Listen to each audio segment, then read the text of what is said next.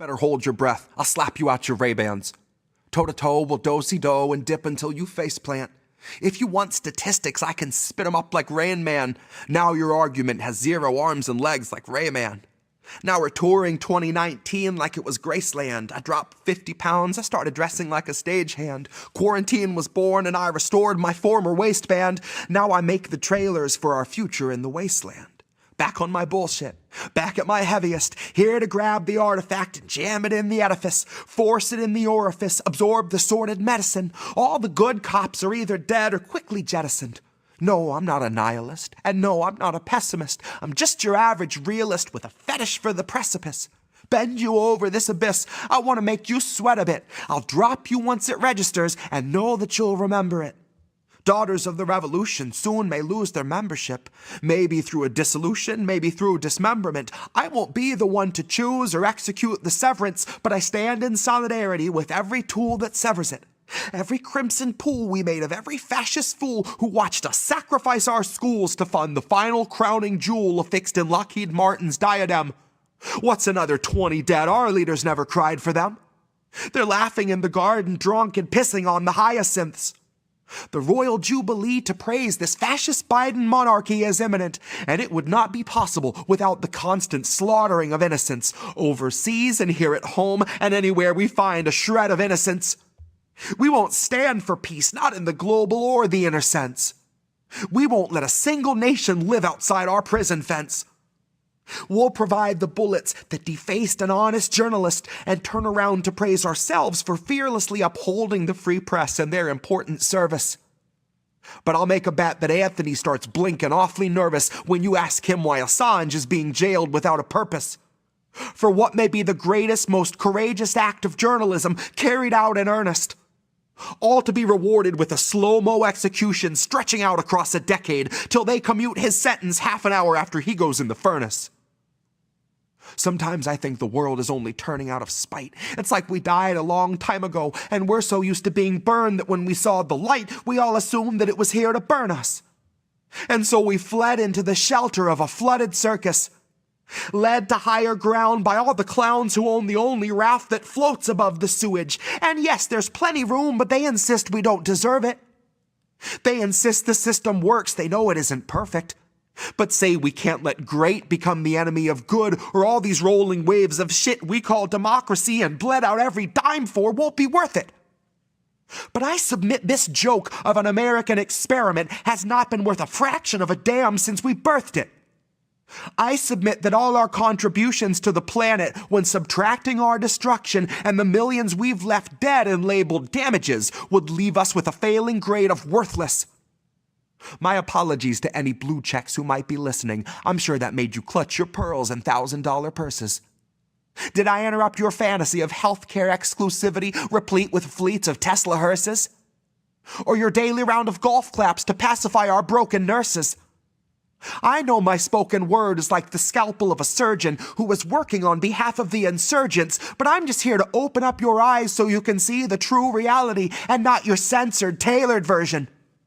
So you can get your copy of my brand new manifesto. I took all my calls for violence, made it danceable, and presto, called it communism, Taylor's version. I called it Tales of the Great American High-Speed Rail Aversion. Called it How to Put a Bigot into Power, then collectively and feebly coerce him into acting like a decent person. This will be the most important vote you'll ever cast, because we have to wrestle power from the current ruling class and hand it over to the other team of smiling suited serpents. This will be the most important vote you'll ever cast. Now watch them toss it in the vat and see it melt into the surface.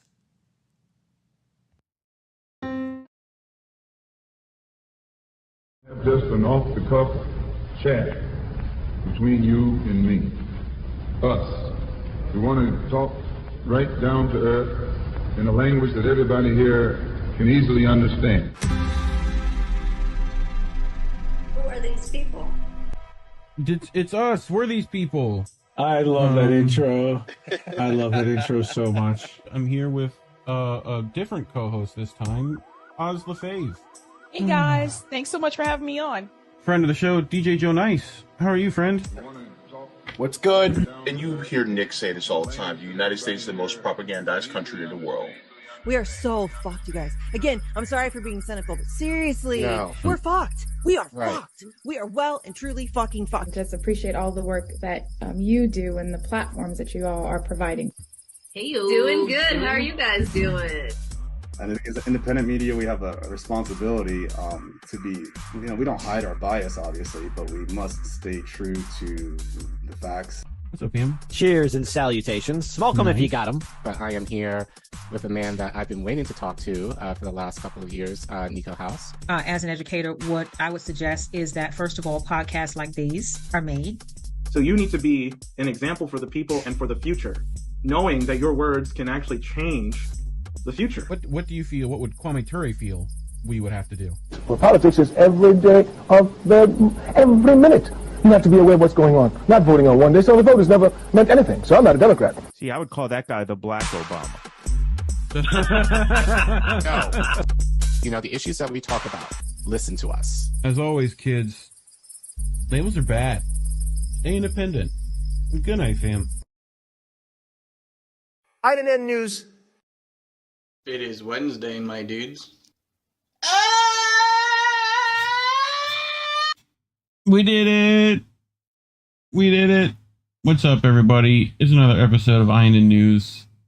It's me, Reef Breland. With me, as always, my co-host, Collin Radix-Carter, a.k.a. Care Bear. How are you? You doing okay? Oh. Yay! Sorry, I covered you up. There you go. You did it. You got it.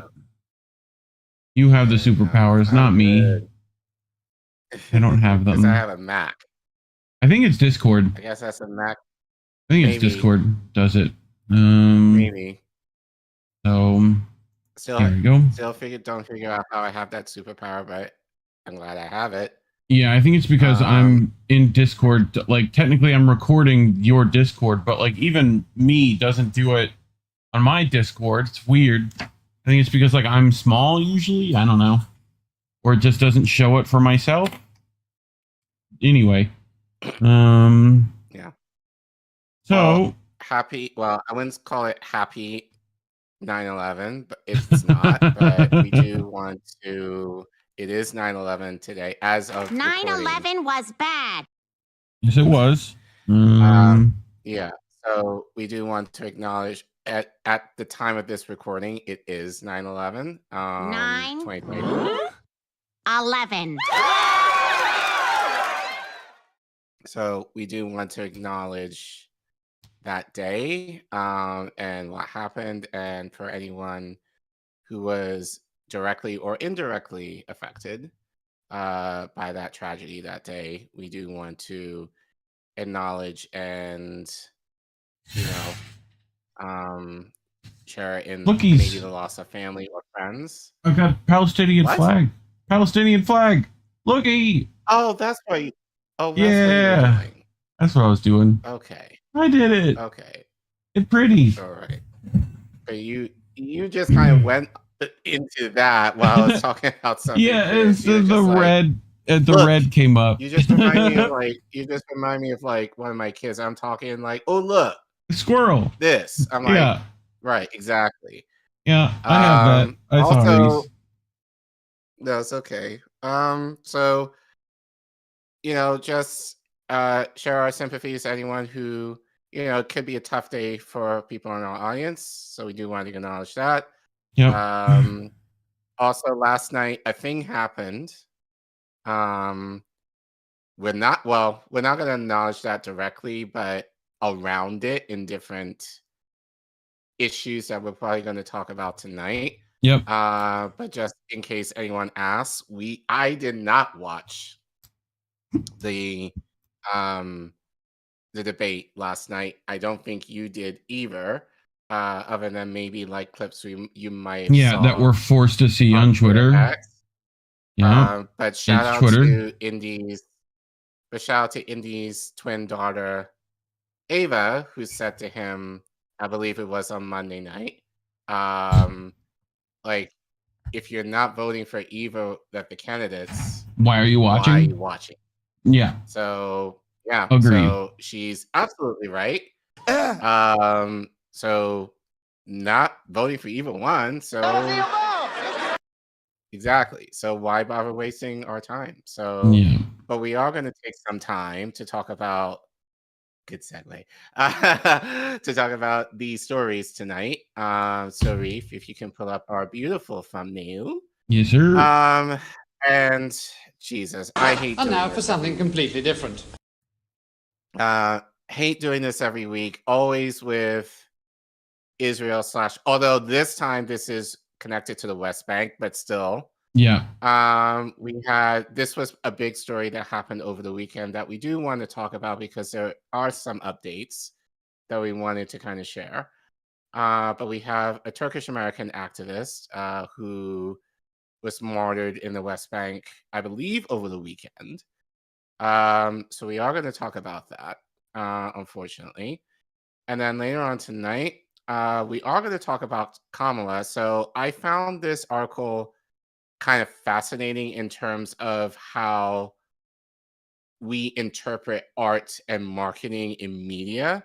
Yeah. This is something, believe it or not, I do sometimes with my kids in terms of looking at art sometimes and asking them to obviously make observations, but how they interpret the art. That's something I do with 4 and 5-year-olds. Yeah. So we're going to do an art analysis. You might have seen this print online. Like obviously it's kind of cropped for the image, but we'll show you the full image later. But the writer, I think, does a good job of disseminating this print and kind of relating it to how vapid it is in terms of her campaign and how meaningless it is in terms of the imagery that is being used here and how it doesn't relate to who Kamala is. So we're going to analyze it, kind of, and discuss later on tonight. Yep. And then what do you have, Reef? Well, you've been in discussions about particularly African immigration. So All right. A few times, I mean, at least with the whole ADOS crowd, correct? Sure. Like, so, I brought this article that might explain why some of that might be happening, Okay. So we'll get into that. But, I brought that one for you. And we're going to get into some into the world talk, and why 0 of your politicians seem to care that we are like 90 seconds to midnight or less on the old annihilation clock. So we're going to get into that and some things that might be happening there. And you brought an extra story, right? I did. I brought I do believe it's Ramsey Baroud. I brought Zionist versus Zionist, which oddly enough isn't about the debate, even though it could be. That title is very accurate for that. But no, it's about Israel's particular political fighting. You might tell where that goes if you've watched this channel before. They tend to want to place the blame on particular things. So we're going to get into that. But yeah, that's what I brought. So, yeah. You ready to get into things? I'm pretty much ready. Sure, but yeah, so before we do that, all of that, as we say every week, YouTube hates us. They've told us they hate us. They're not pushing our content. They're not even, they don't like us. So, but we know you do. Otherwise, you wouldn't be here tonight. So they demonetized us around this time last year, and we need your help in order for us to grow. But more importantly, we have we probably should mention this. We have 2 fundraisers, one for us and then one for a close friend of ours. Mm-hmm. We are fundraising money. Indie is going to release the Indie Media Awards, I believe, next month. Yeah, I think that's what he And plans to do. connected with the and he's connected with the Sacco brothers, who make great art portraits of, and they're known for making great portraits of our friends in the space. So we connected with them for this upcoming Indie Media Awards to feature their prints as the award this year. So we need, money to help offset the cost of their work and time in order to do that. So if you're able to help us with that, as well as help us, grow the channel, feel free to scan the QR code, or you can go to that link that you see on the screen below. Or if you're in chat, if you're on YouTube, you can type exclamation point donate, and the link will pop up, and you can just click on the link and give money via Ko-fi in that way too.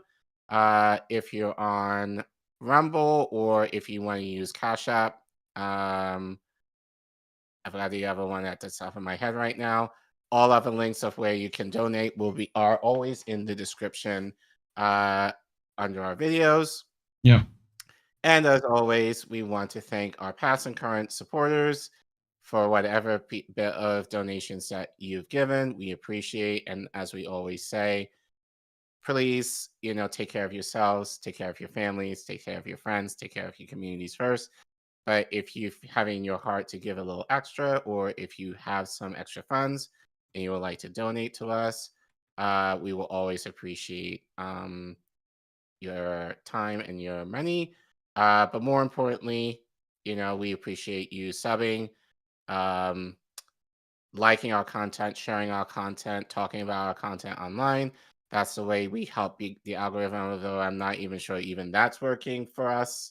But, it helps at least us for our sub count to grow, and more people equals, more people watching our content, more people liking, and, just more people knowing who we are a little bit.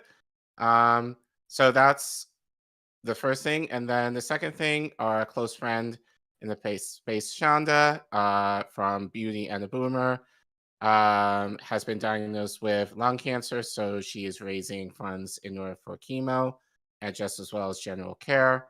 So I believe we were able to pull up. Yep, there we go. Come on. This is her GoFundMe. Oh, what's going on? It's just me not being able to move stuff well. Come on. Okay. So this is her GoFundMe. We'll probably be able to do that. We probably should have done that earlier, but we'll put her link. I'm putting it in chat now. In the chat. So if you want to support her, please donate. As I said, she's a close friend of ours. We really appreciate her and just the support she's given us to INN, as well as other people in the space. And it sucks that she's having to go through all of this and having to raise money for care when we should be able to do that in the richest country in the world. Easily. But nevertheless, any donations that you can give, if you have any money, please, we would rather you give to her than to us. So please help her. And more importantly, just what she was on with Oz last week. Yeah. So, go follow that. Go follow her on Twitter at Trailer Park Pundit, as well as, watch Beauty and the Boomer on YouTube. So I know she would appreciate it, and she will love the support. So please go and support them and support our friend. Thank you. Yeah. Right. I'm just trying to wait to. Sometimes YouTube won't show me the chat for 5 minutes. Weird. Mm-hmm. Have you ever had that where it's you gotta wait for the chat to load? There it goes. Yeah. And so now I can pin. Make sure That's what I'm doing. I just switch accounts for that though.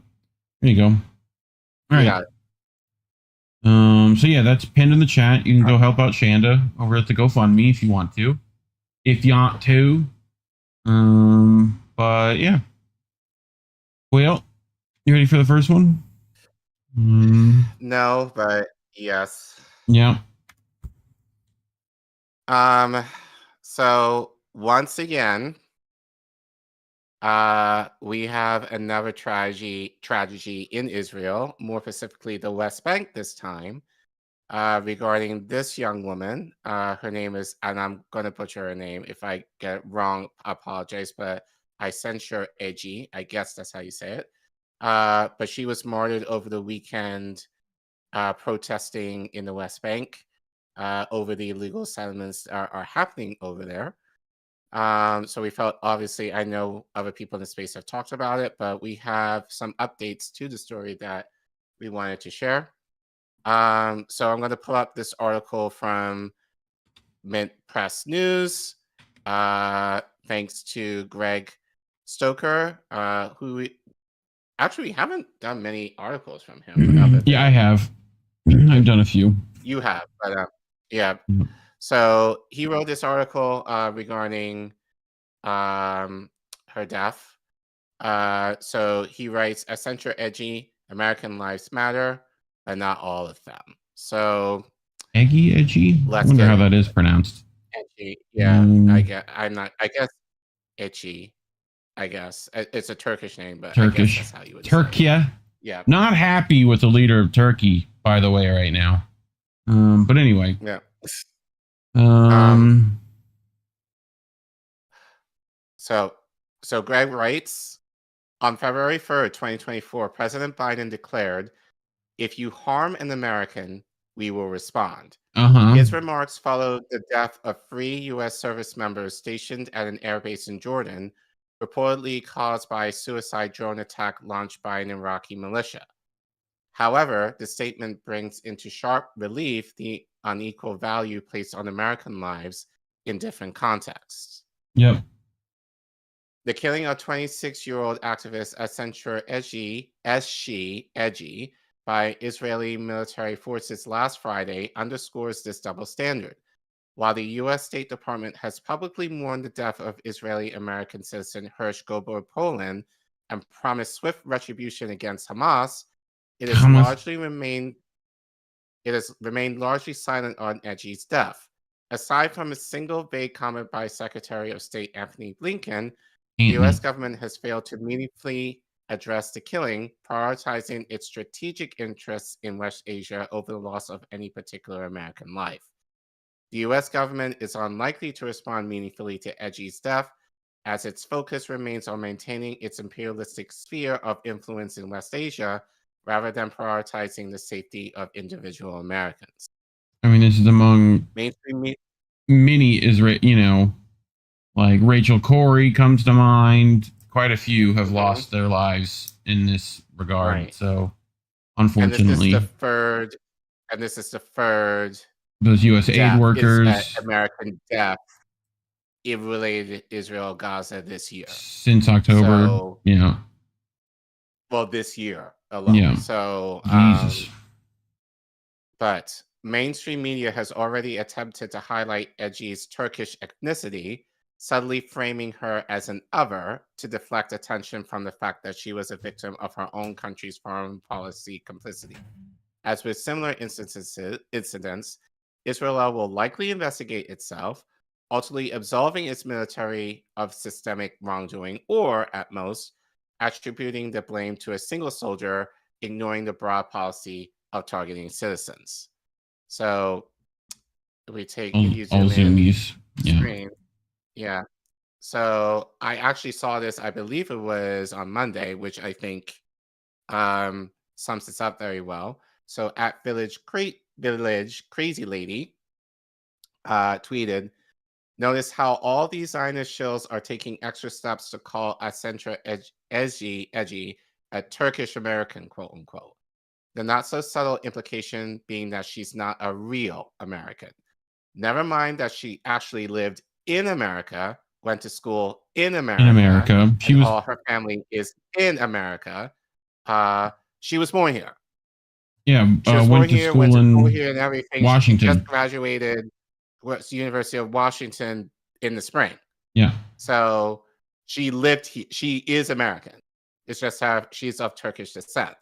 They're going to do everything they can to suggest she was much less American than you or I. Now, juxtapose that with how they talk about Hirsch Goldberg Poland. Hirsch had not lived in America since he was a small child. He had no connection to our country whatsoever besides his passport. And yet Ravid, who she quote tweets below, only identifies him as the American hostage, not the Israeli American, just the American. So this is a tweet or tweets that she referenced from him regarding how President Biden spoke to the parents of Hirsch Goldberg Poland, the American hostage who was murdered by Hamas in Gaza, the White House says, as well as Turkish-American activists killed in occupied West Bank. The White House asked Israel to investigate the incident on his report on Axios. So mainstream media kind of downplaying the story regarding her, whereas there was a lot of talk about Hirsch, I think, a couple of weeks ago when, by the way, he was reserved for the IDF, killed by the IDF, which that seemed to get lost in the sauce. Whereas this young lady was killed by IDF. the IDF in the West Bank, by the way. So this had nothing to do with Hamas. Yeah. Because Hamas is not in the West Bank. They're going to try to claim that Hamas has, moved to the West Bank since there's increasingly less and less land in the Strip, which I wonder why that might be. Like, right. Ugh.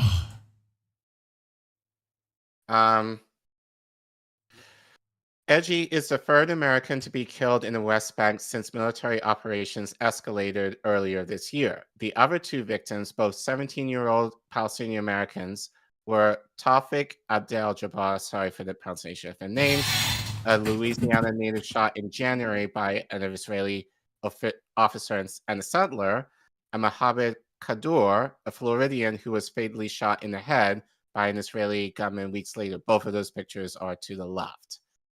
Despite expressing regret over both killings, the U.S. government has refrained from initiating independent investigations, instead of relying on Israel to investigate itself.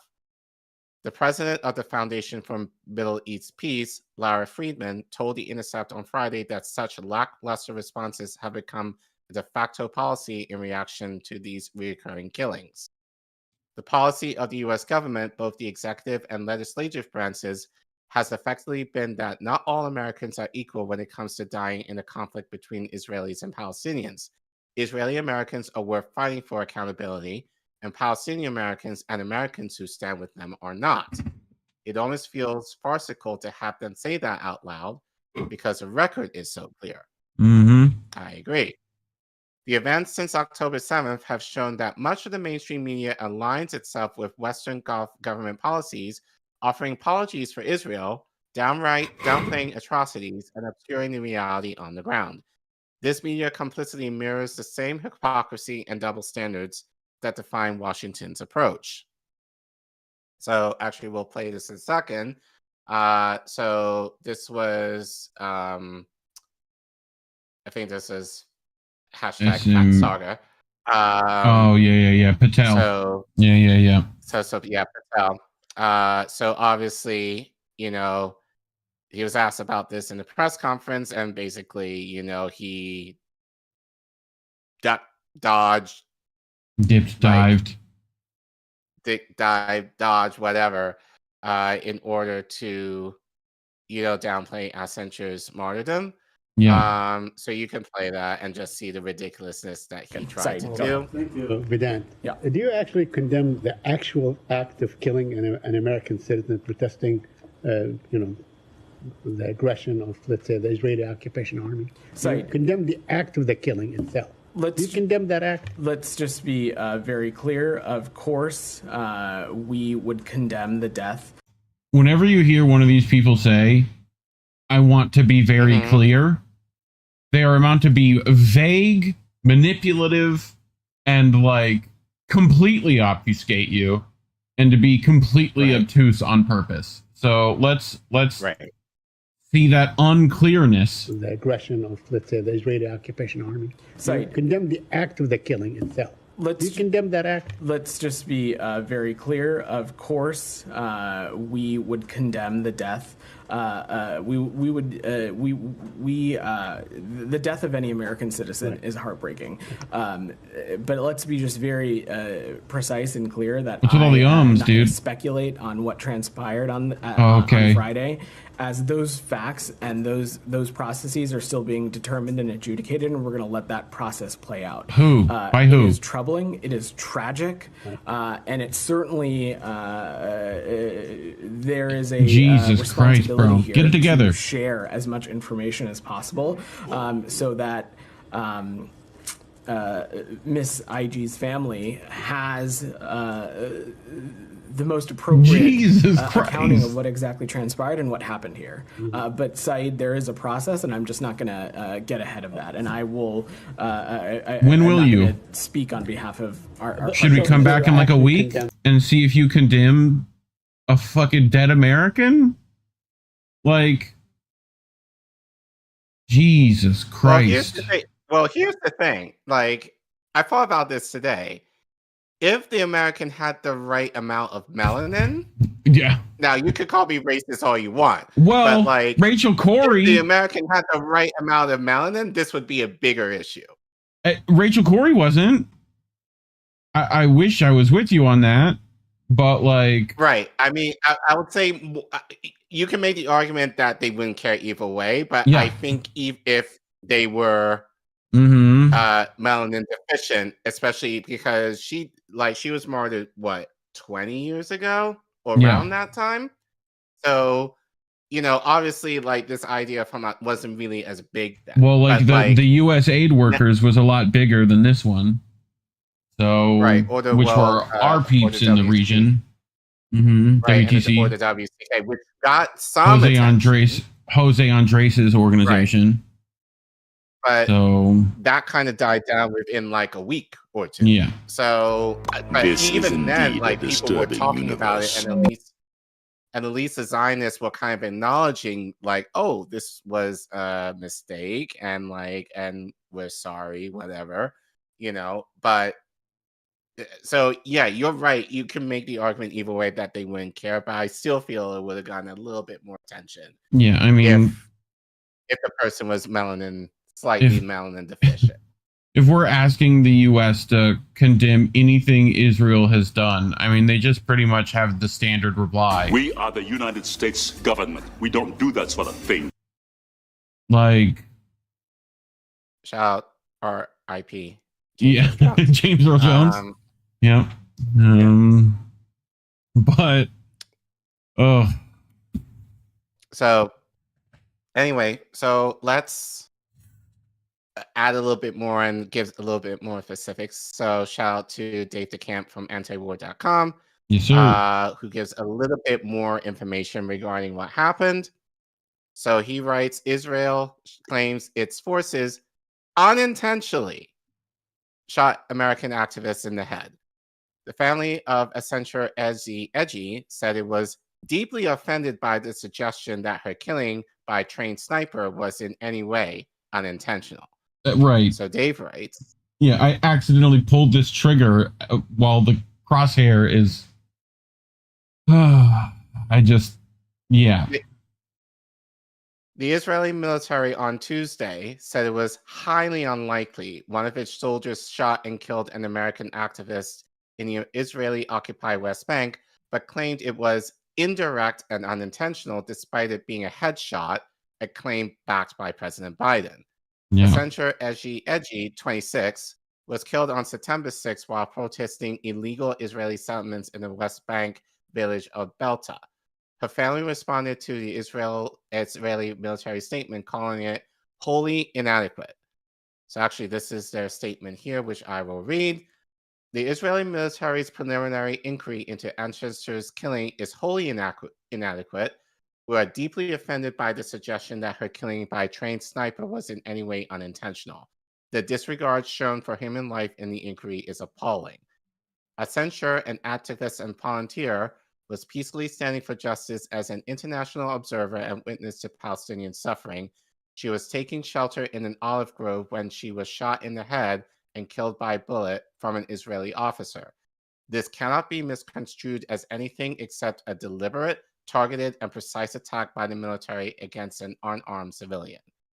As we mourn the death of our beloved Aysenur, we reiterate our demand for the U.S. government leaders, President Biden, Vice President Harris, and Secretary of State Blinken, in order an independent investigation into the Israelis' military deliberate targeting and killing of a U.S. citizen. Israeli officials must be transparent and release the evidence they compiled to be reviewed by the family and independent authorities. In the wake of this unimaginable tragedy, we have also received unimaginable kindness. We thank those who have reached out to continue Aysenur's work and carry on her legacy. While we navigate these twists and turns and come to grips with our grief, we ask for continued privacy. Yeah. So, I mean, so I think that was very somewhat calm of them, I would argue, in light of what happened, but at least they did call out, the administration that includes Biden and Harris to actually grow a pair and actually investigate Israel, but they won't. They won't. They'll let Israel investigate themselves, and Israel will find that they did nothing wrong. It's right. Same way they train our cops to do. So right. Ugh. The Israeli military claimed that the shot that killed Eygi was not aimed at her, but the key instigator of a riot. However, the International Solidarity Movement, which organized the protest, said it was peaceful, and eyewitnesses said the protesters posed no threat to Israeli troops. I'm not going to read the next paragraph because that was implied in the previous slide. At a press conference in London yesterday, Blinken said that no one should be shot and killed for attending a protest. He added that Israeli security forces need to make some fundamental changes to the way they operate in the West Bank, including changes to their rules of engagement. You were going to say? That's some fucking balls on Blinken, bro. To fucking say that. Like, bro, you've had people in this country get shot at protests. Like, anyway, yeah. Like, practice what you preach, I guess. Right. So more press conference stupidness. This is from @HalalFlow. Because apparently Biden still hasn't given condolences to the family as of now, as of this recording. So let's continue more of the bullshit. Go ahead. The American citizen who was killed in the West Bank on Friday, Aysenur Eygi, has the president had a chance to speak to her family at all? And do you have any sense of where the investigation stands? I know that you all had asked for the ball to get rolling on an investigation to her death. Do you know if there are any updates on that? He has not spoken to the family as of yet. I don't have a call to talk about today. Obviously, we continue to mourn with her family, of course. The Israelis have reached out, made sure that we knew that they were promptly investigating this. As I understand it from just before I came out here, they are moving swiftly on this investigation and will soon, we think, in coming days, be able to present their findings and conclusions. We'll obviously withhold our judgment until we see that. We've called for a complete, thorough, swift, and transparent investigation. We'll see what they right. And what happens if it comes up that they did do, like you could give both your answers of like, well, if what people are saying happened, then what we'll do is withhold weapons for this. And, they're not doing that. They're scrambling. They're just running out the clock. Hopefully people will get distracted and move on to the next thing. So which they probably did, given the debate last night. Right. Right. So, so you brought me this. So we want to, well, actually, before we do that, so Caitlin, I mean, you bought me this, and Caitlin, goes hard, dude.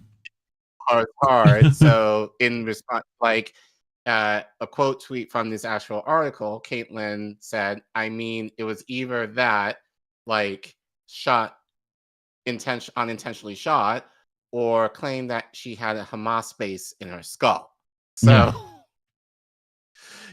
so I mean, perfect response regarding the inaction of the Biden administration in calling this out or doing anything in response to this. You did bring me the next clip, next video, which I think even within the tragedy, I think we do want to kind of end somewhat positively.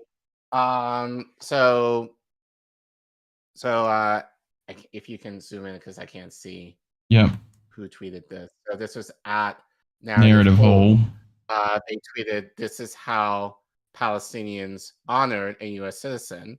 And to be clarified, she's not buried here. They just did the procession in the West Bank, I believe. And then her body will be, I believe, shipped to Turkey in its final resting place, I believe. She's not going to be, I think people were like, well, why is she being buried there? She's not. They're just honoring her there. And then her body will be sent over to Turkey, I believe, in her final resting place. But to continue with the tweet, the U.S. government couldn't even acknowledge what Israelis did to her. So this is in the West Bank, and she's given, I would say, a martyr's procession. Right. So let's play a short clip, but we'll just see. Which one is it? I think it's this.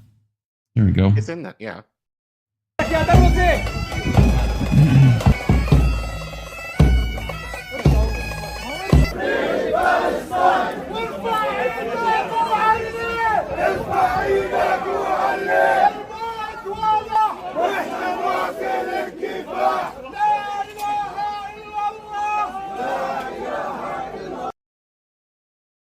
Yeah. So, she's given the respect, the Palestinians who are there. So again, once again, just God, more tragedy upon more tragedy, and we're probably going to be talking about similar shit for God knows how long. I'm getting kind of tired of it. I mean, I'm getting fatigued in talking about Israel. Like I say this every week. We shouldn't have to talk about Israel/Gaza every single fucking week, or if not, make it every fucking story. But there's the fact that mainstream media isn't doing their job. Yeah.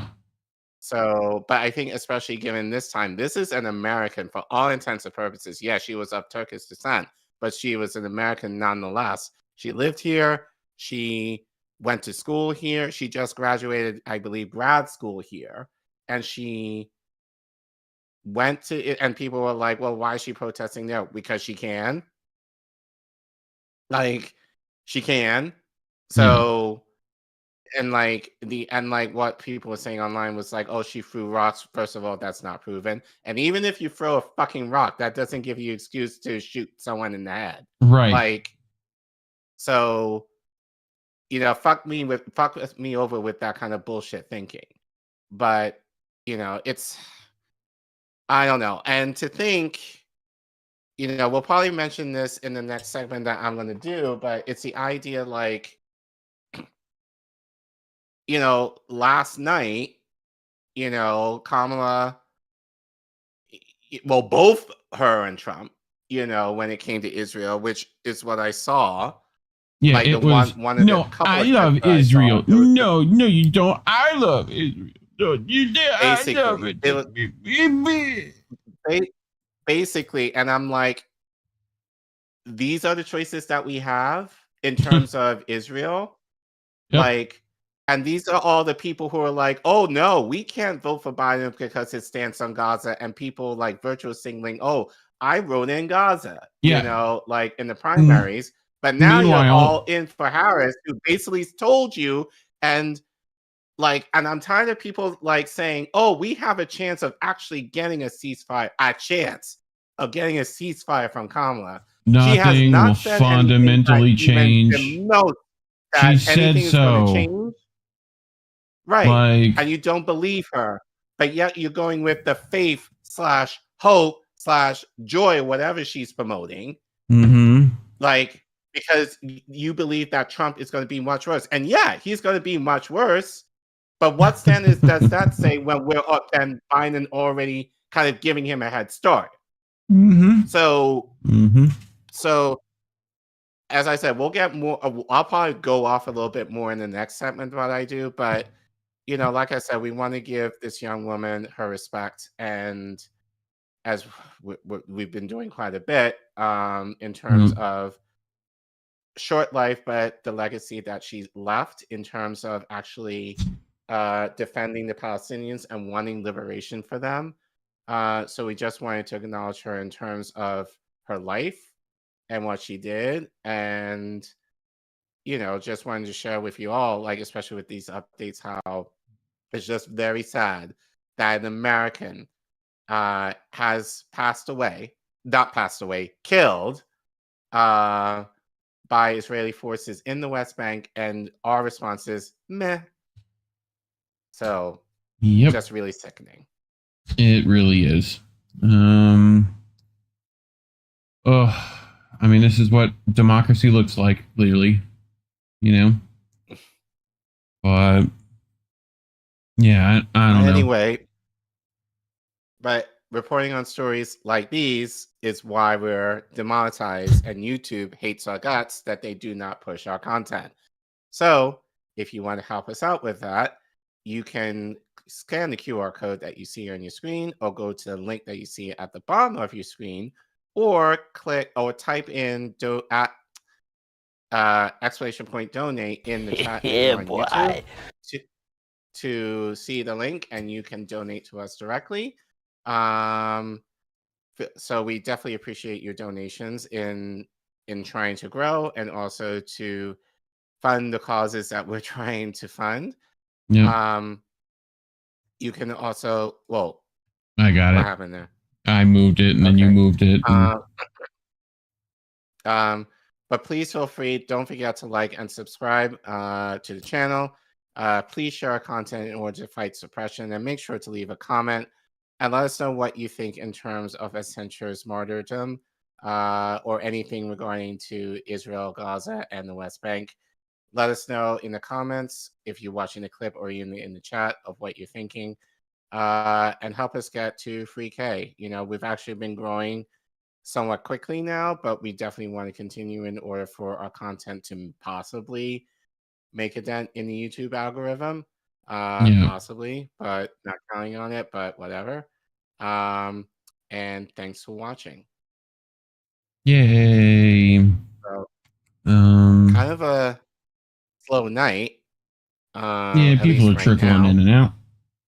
So you want to chalk Rockfin and the Rumble? I'll check on the YouTubes. Denver Attaway over on the Rockfin says, "Is Israel ever doing an investigation, or is it that just a rhetorical deflection? In Kirby's case, it's a rhetorical deflection. Kamala is worse for this reason. The left organized against the wars when Republicans are president. Historically speaking, as is the contrary evident, they are both, objectively speaking, frauds." Virtually identical, as it said. You want that, though, so you can see things. That would help you. Anyway, what do you got on the YouTube? So I got quite a few responses from TL Orca. Shout out to you. Basically regarding Fat Saga, this clown, and how the teacher would berate us kids giving a speech if we said Yeah. I probably used to do that. That was bad. And then, I mean, you can even prepare a response. Like you could tell, like, he was trying his best to do it on the fly, and it wasn't working. Shout out to Natalie Williams. She said, Aysenur chose actual good over evil. We agree. And I know you just put it up. And tell all your friends to support INN. So thank you for the shout out. And Tia Oka said, thank you for the shout out. And yeah, thank you for contributing your thoughts in the chat. That's what we want to see. Let us know what you think. Let us know what you think. If it relates to the story, we probably will highlight you. Yeah. Just to make sure that we're able to kind of include you guys in the conversation too. So KM400S, Tahiti is not in Europe, Colin, in case you were wondering. Tahiti is not in Europe. That. Yeah. We are the United States government. We don't referencing do that this. sort of thing. It's referencing that. That's the scene. Glad someone knows it. Anyway, let's get to our next one. Now you're intrigued. I didn't know, just TBS, BTS, sorry. I prepped my stories a day before you did, so I did not see or have a chance to read any of your stories, but you intrigued me that you basically did this story for me. I think so. We'll see. Okay. So, I only because you've been in discussions with people about immigration and migration, especially immigrants specifically in this country, right? So, again, carrying off the debate, that was a major part of of discussion. Yep. But also just generally over the last few months, in terms of migrants coming in record numbers, and then like the big stories are they're heading into cities where they're getting all these socialized perks like housing, like vouchers for things that people in those local communities are not necessarily getting, and they've been living there forever. So, so there's been, but I think especially among the Black community, they feel, and rightly so, they feel slighted by this, which I can definitely understand all of that. But, and people are not making the connection that, I'm partially speaking for myself as someone who immigrated here. Like, I immigrated due to family issues, but essentially it was because if I stayed where I was, I thought I was going to die. Right. I'm not kidding. Like, my mom married my stepdad who lived here. I was living in the UK with my dad. I'm not going to go into this here, but essentially there was some abuse within my family at that time. And when I got to a point when I was about to go into middle school age, that I told my dad I did not want to live there anymore due to the abuse. I wanted to be here with my mom. And he fortunately packed my bags and basically brought me over here. So I left due to my life being at risk, literally. And we'll get into what kind of refugee you might fall into in that regard. Okay. But this is from Vijay Prashad, who I have some issues with. We're going to get into it. Mainly some funding of this tri-continental place. And same place that's funding that also funded some other people we know. If you connect the dots, you might know who I'm talking about there, but we'll get into it. So he writes, one summer evening, the unrelenting sun over Niger refused to dip below the horizon. I sat out some shade with 3 anxious men in Touba Al Paradis, a small, quiet restaurant in Agadez. These 3 Nigerians had tried to make the crossing at Asamaka to our north into Algeria, but found the border barred. They hoped their final destination would be Europe across the Mediterranean Sea, but first they had to make it into Algeria and then across the Sahara Desert. By the time I met them, none of these crossings were possible. Go take a look at the Francis Ngannou story of how he made it out of this same particular areas by doing this exact journey. Pretty ridiculous. But we're going to find out why some of that might be happening. So Algeria had closed the border, and the town of Asamaka had become overrun by desperate people who did want to retreat, but could not go forward. These men told me they fled from Nigeria, not because of any physical threat, but simply because they could not make a living in their hometown.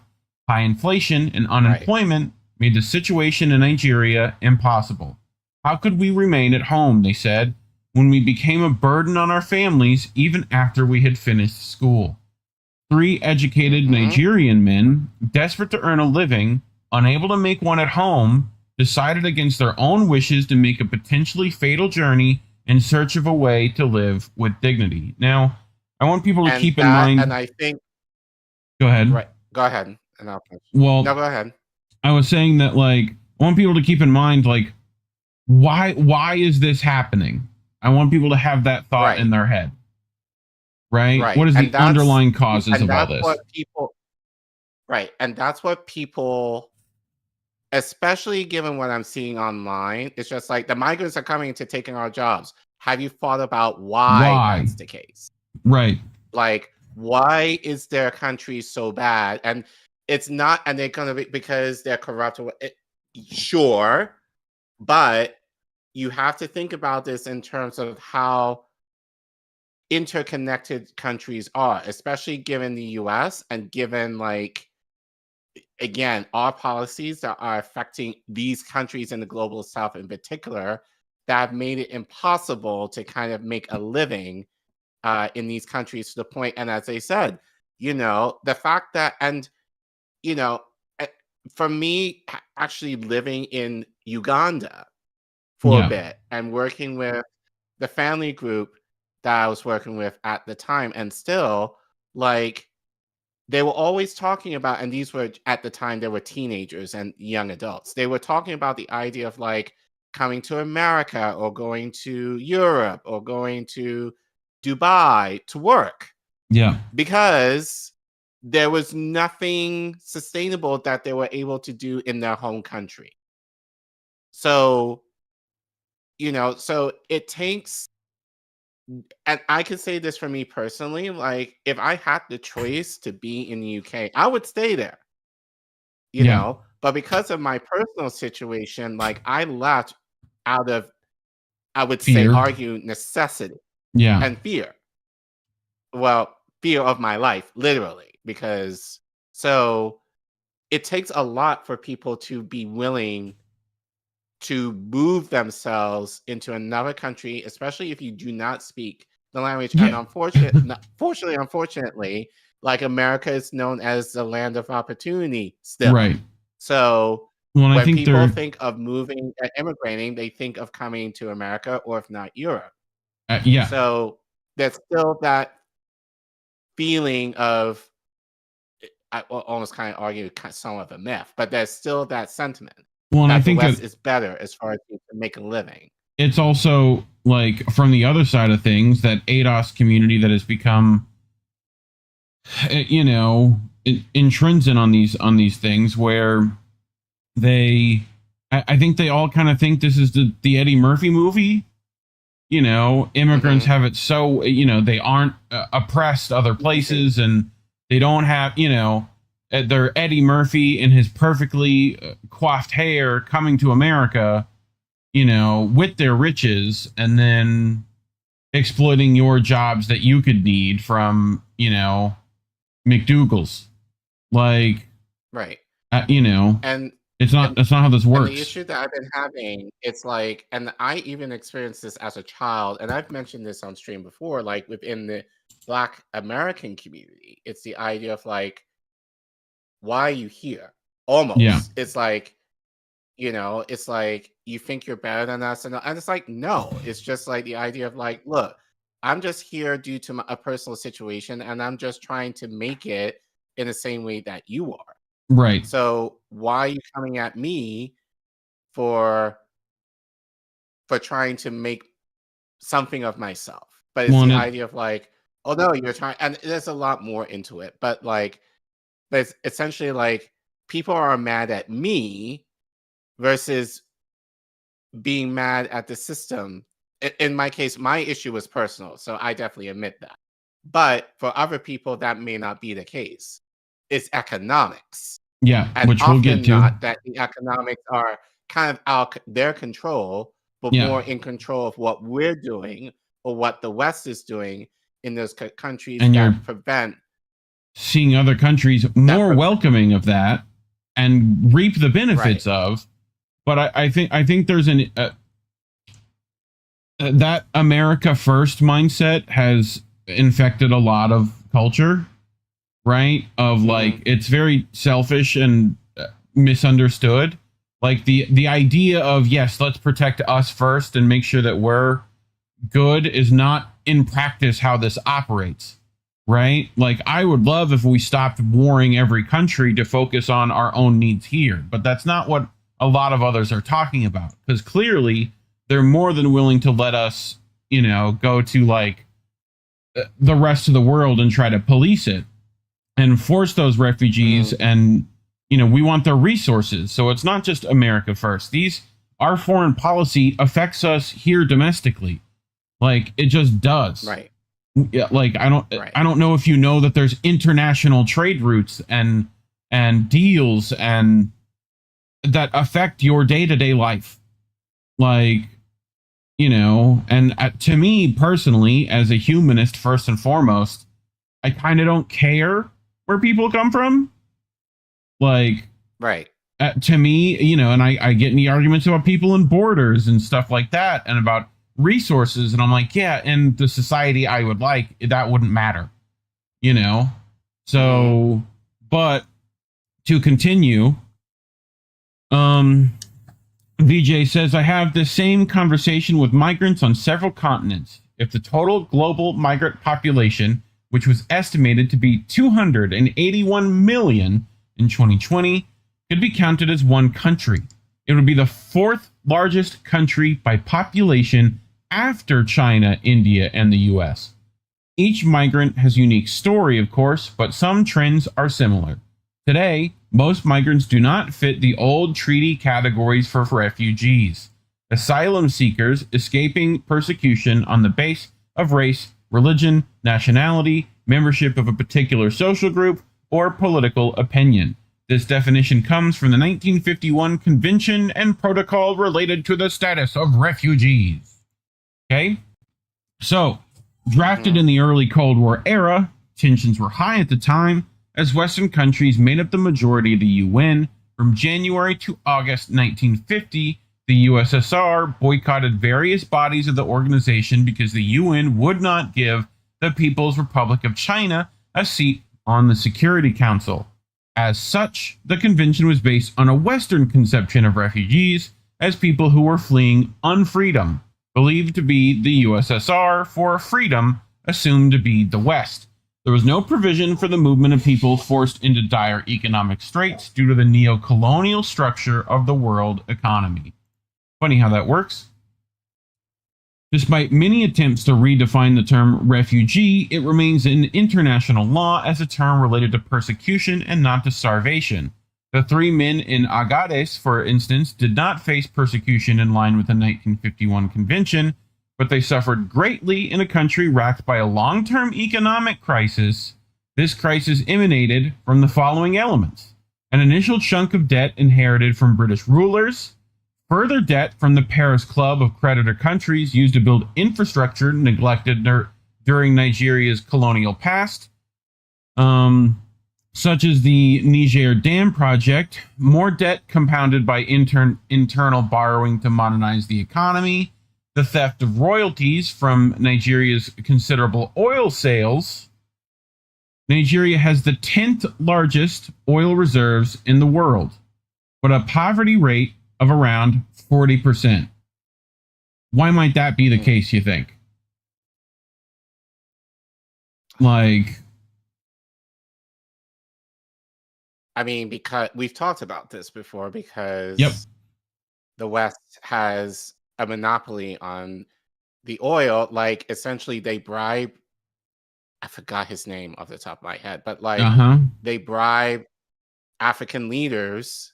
That same African leader, they get for their personal wealth and give away their resources at the detriment of the people who are living there. So this week, and don't forget, like, I forgot his name, but don't forget, like, Nigeria's president lived in Europe, and he dealt with a lot of shady shit in the UK, rather. Like, many years ago. So I've actually have to look up His the name? segment that we did on this, but like, yes, but because I Well, forgot you- off the top of my head, but like, but yeah, but that's, you know, there's a lot of these, you know, officials that spend time in the West that essentially, due to their connections, become puppets for the West, Right. and they sell out their they sell out their countries for the resources to get rich themselves. Well, and you is see, basically what it is. particularly with, you know, Nigeria, who do they ask to go deal with the, you know, immigration problem in Haiti, seeing as though that came up recently again? Kenya. Right? Right. Kenya. So, well, and I think they sent Nigerian police too, no? No, Kenyan police. No, it's Kenyan police. Maybe both. I don't know. But if I'm wrong, No, people just will Kenyan police. find out for me. But anyway, so part of this scandalous situation is due to extreme social inequality. The richest man in Nigeria, Aliko Dangote, has enough wealth to spend $1 million a day for 42 years. The three men in Agades have just enough money to cross the Sahara, but not enough to cross the Mediterranean Sea. As I spoke to them, the thought loomed over me that they would likely fail at the first hurdle. What lay before them was the struggle to return home, where nothing remained, since they had liquidated all their assets for the failed trip. Why do these men want to travel to Europe? Because Europe promotes an image of wealth and opportunity to the rest of the world. That is precisely what they kept telling me. Now, I wanted to bring this up because, again, former UFC heavyweight champ Francis Ngannou, when he got to Europe, he was met with homelessness. Like, again. Right. So, like, Right. it's not all rainbows and sunshine there, you know? So, Right. this is precisely what they kept telling me. The countries of the old colonizers beckon, their cities, partly built on stolen wealth, I would argue, mostly, now attract migrants. And those old colonizers continue to pillage developing countries. The top 5 oil companies operating in Nigeria are Shell, Chevron, Total Energies, ExxonMobil, and Eni. Right? These old colonizers also continue to sell arms to their former colonies and bomb them when they want to exercise their sovereignty. 1996, the Indian writer Amatva Kumar published a poem called Iraqi Restaurant, which describes a reality that haunts this newsletter. The poem is as follows. The Americans turned each home in Baghdad into an oven and waited for the Iraqis to turn up as cooks in the U.S. like the Vietnamese before them. I mean, I feel like that's accurate on almost all of our conflicts. So, yeah.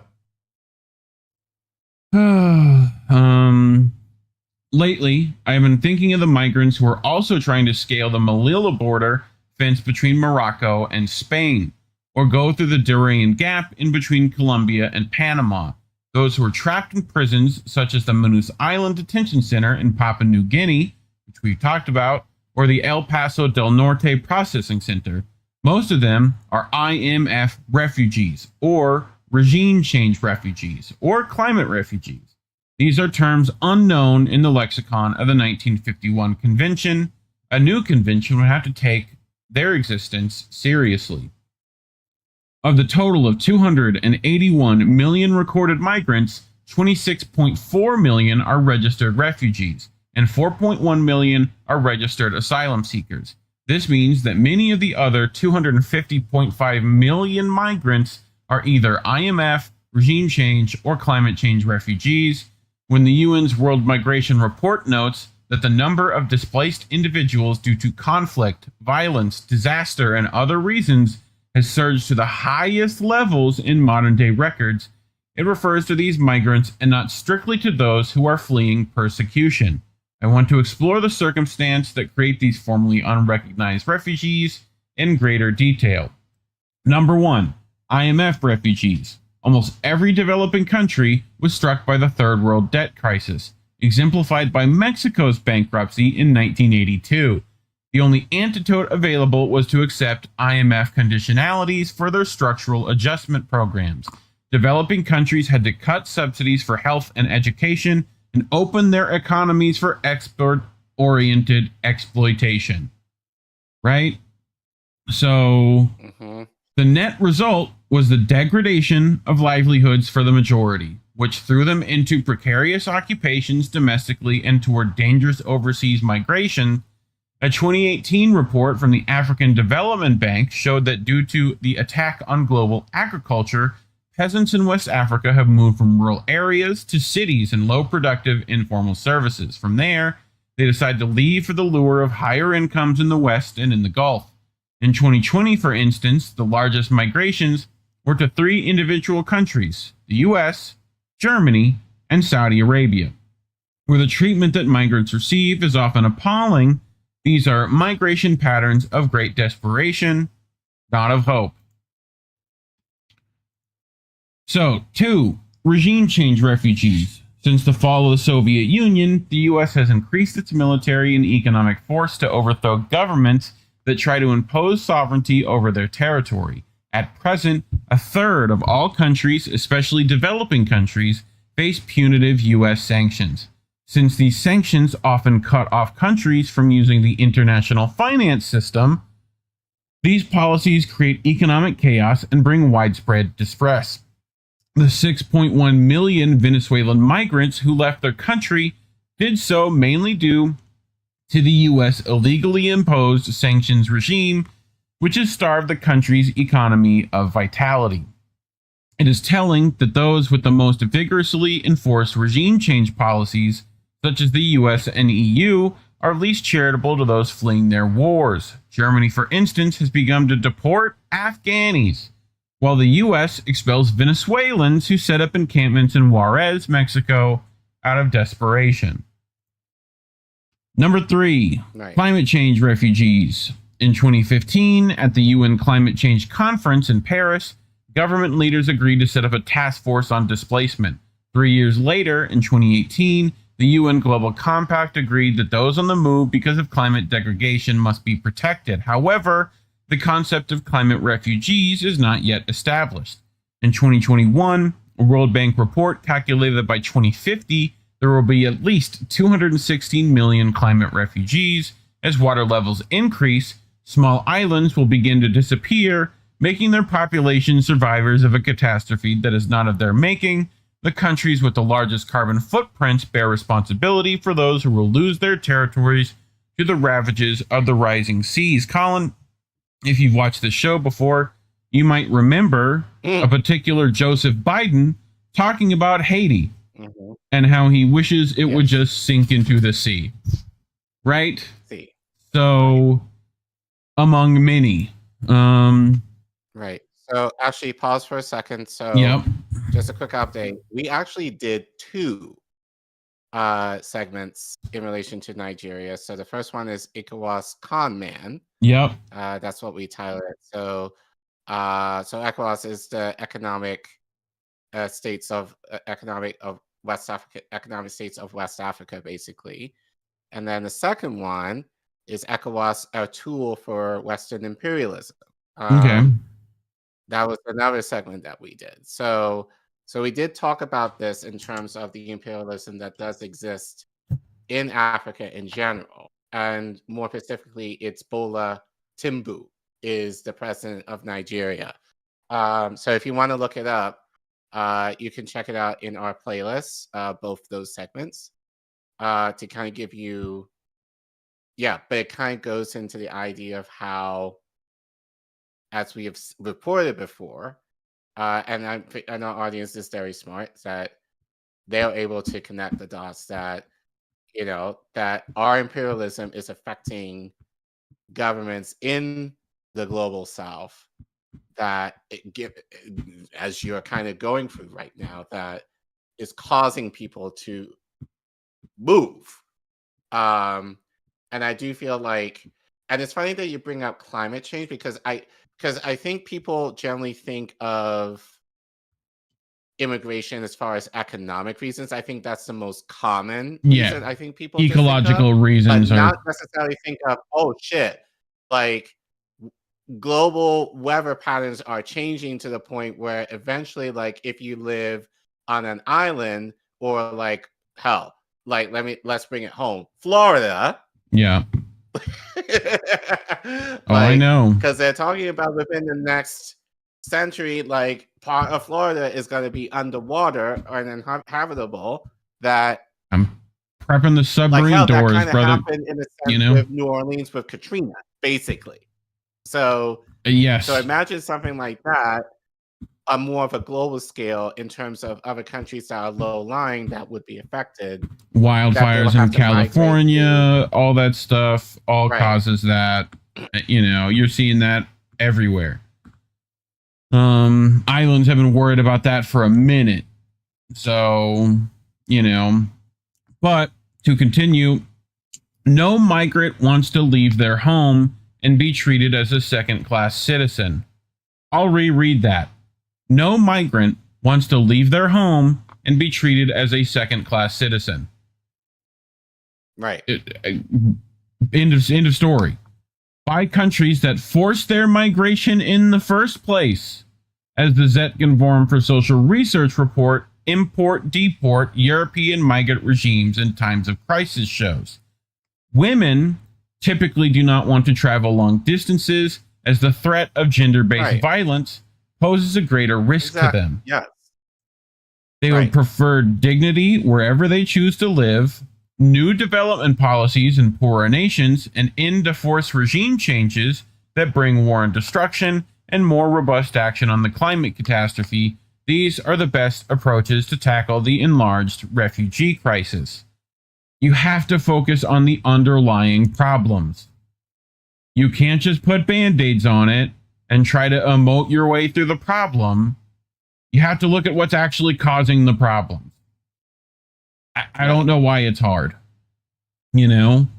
So because I think it's just as you said, it's the America First mentality, which unfortunately even you brought up FBA's ADOS. I think it's that mentality, unfortunately, that kind of gotten them kind of focused in on what's happening here in terms of what's happening to them in this country and how other people are affecting them. Well, and we're causing the problem everywhere. Is like, which causes it here. Happening everywhere, that is coming to you.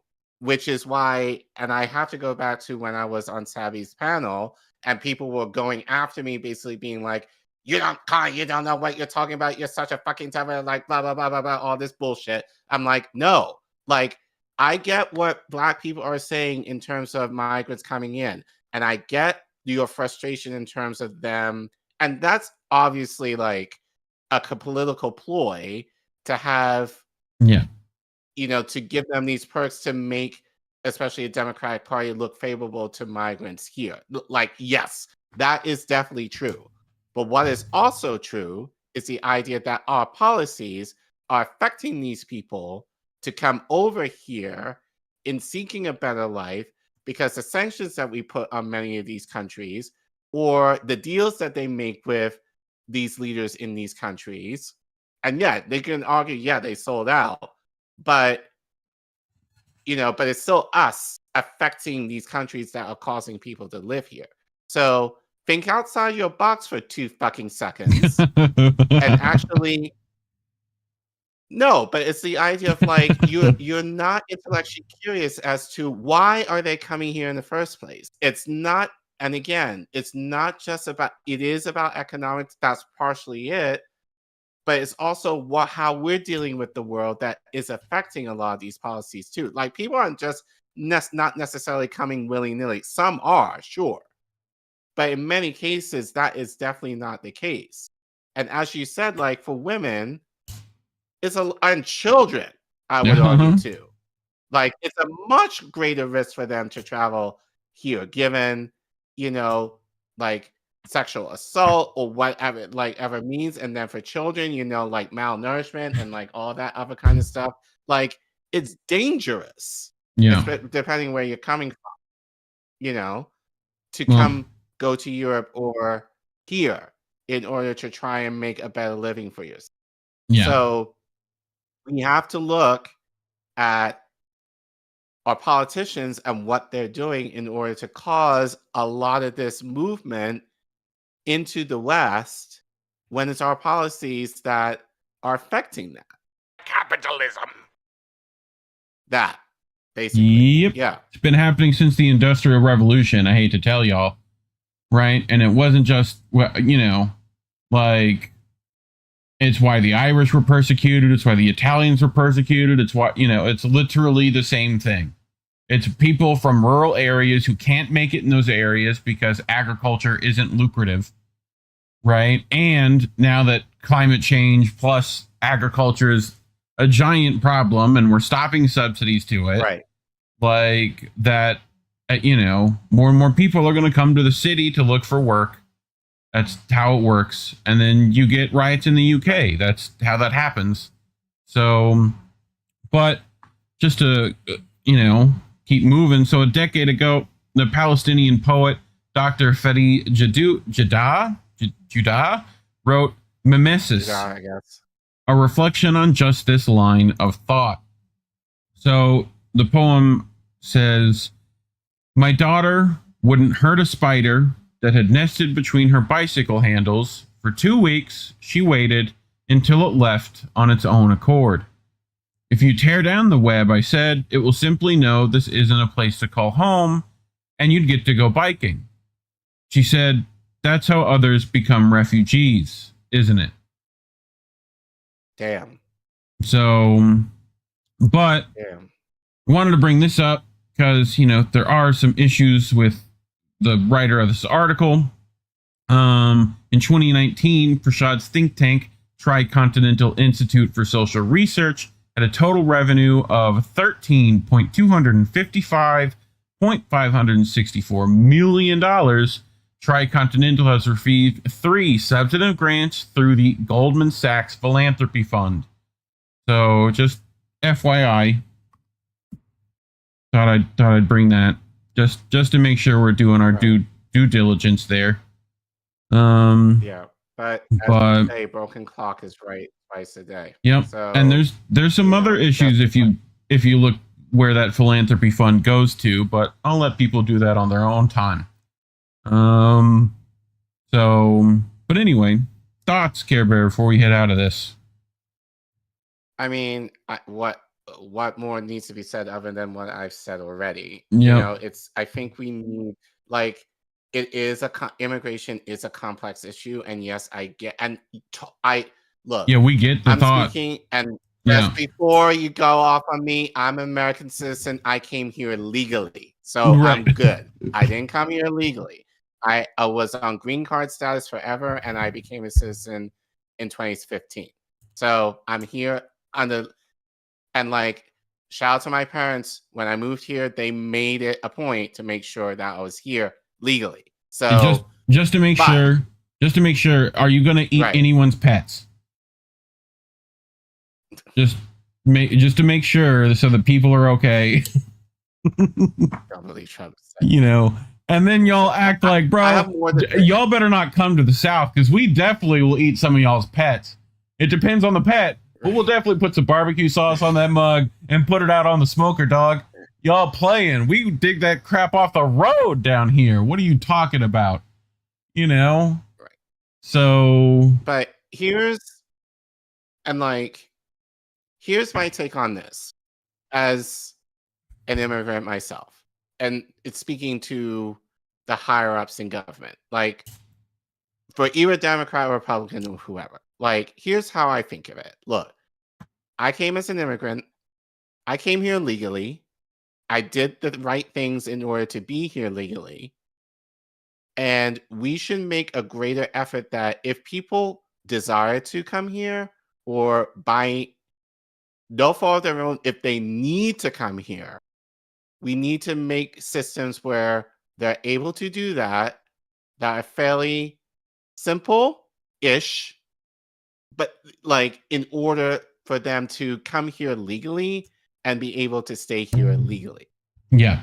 Like, I think if you kind of speak to that in those terms in general, no one has an issue with it. And I think even the most conservative of conservatives get that.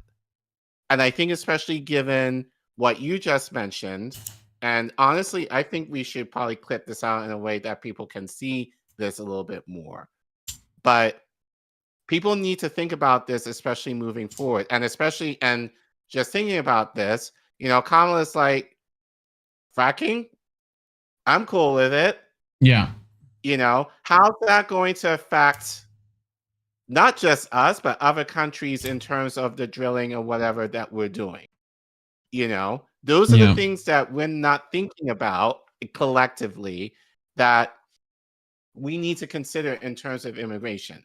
It's only going to get worse within the next few decades, especially given if we continue sanctions on these countries, if we don't get a crackdown on climate change and actually doing something to rectify that, although people are arguing, scientists are arguing we're to the point of no return at this point.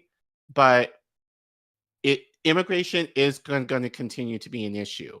But I think generally what people are saying, and I want to give people, the American people, the benefit of the doubt, even the ones who say mess. Like, they just want things to be fair, which I think makes complete sense.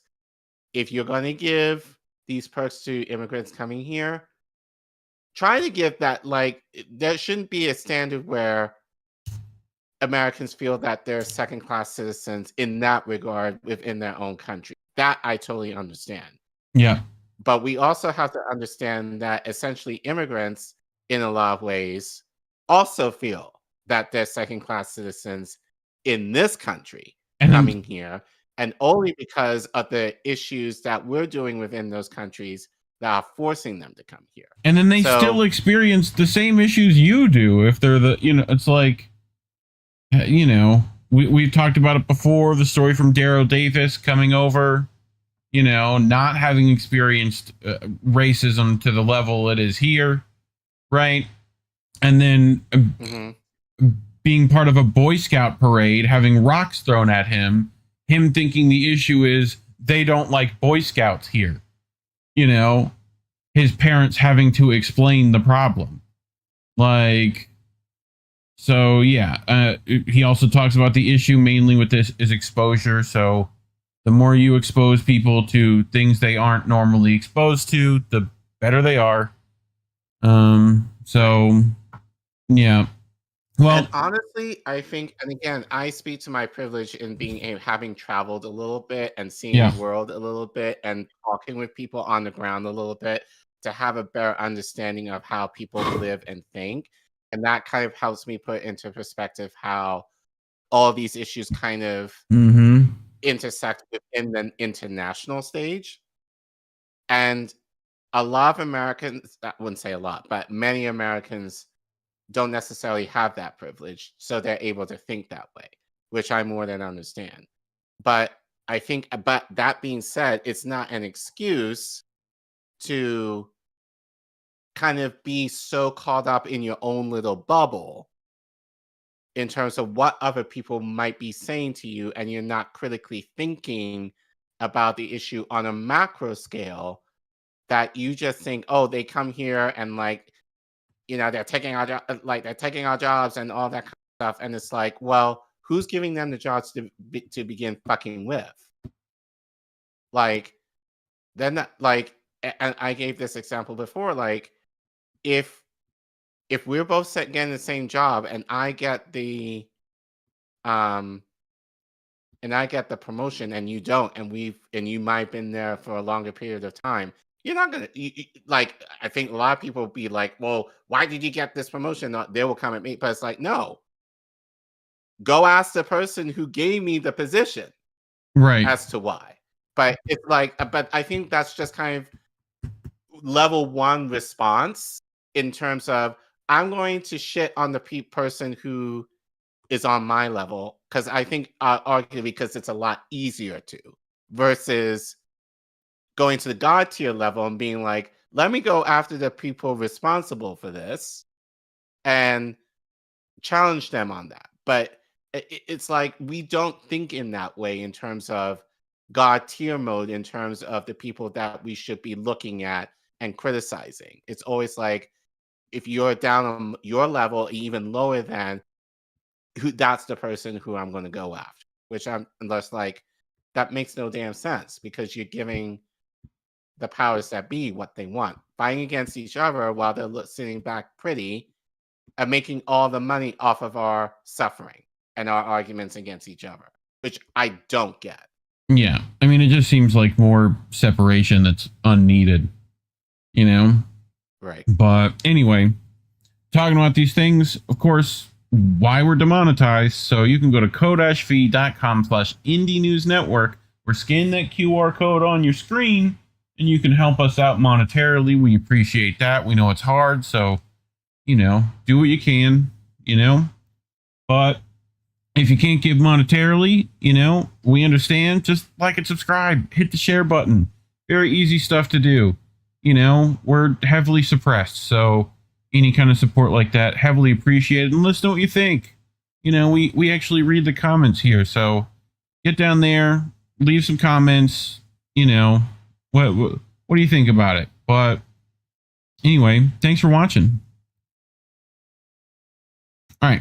Yeah, we should probably send that article to our friends in the space. Not sure if they're going to look at it, but I think it might be worth saying it to them just to give a little bit more perspective on the migrant problem. So anyone in the chat, if you have your favorite personality, you may want to recommend, and we've gotten recommendations from people, you know, who from other shows who said maybe INN should read this, or maybe INN should talk about this, which we have.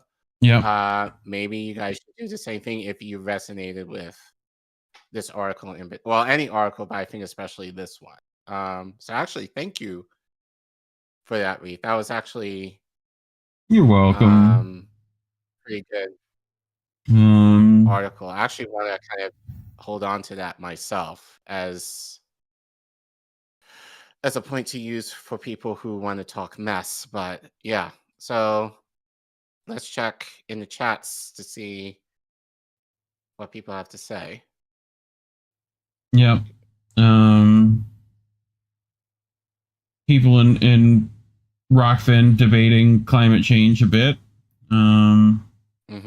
You know, look, I get it. Your government lies to you a lot, but I do think that's a legitimate problem that the actual real scientists, the on the ground people who do the work every day, still collect data for.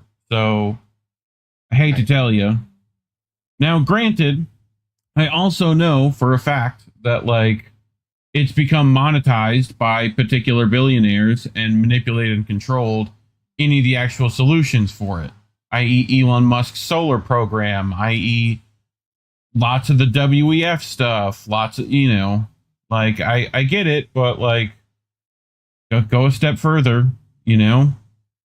But, you know,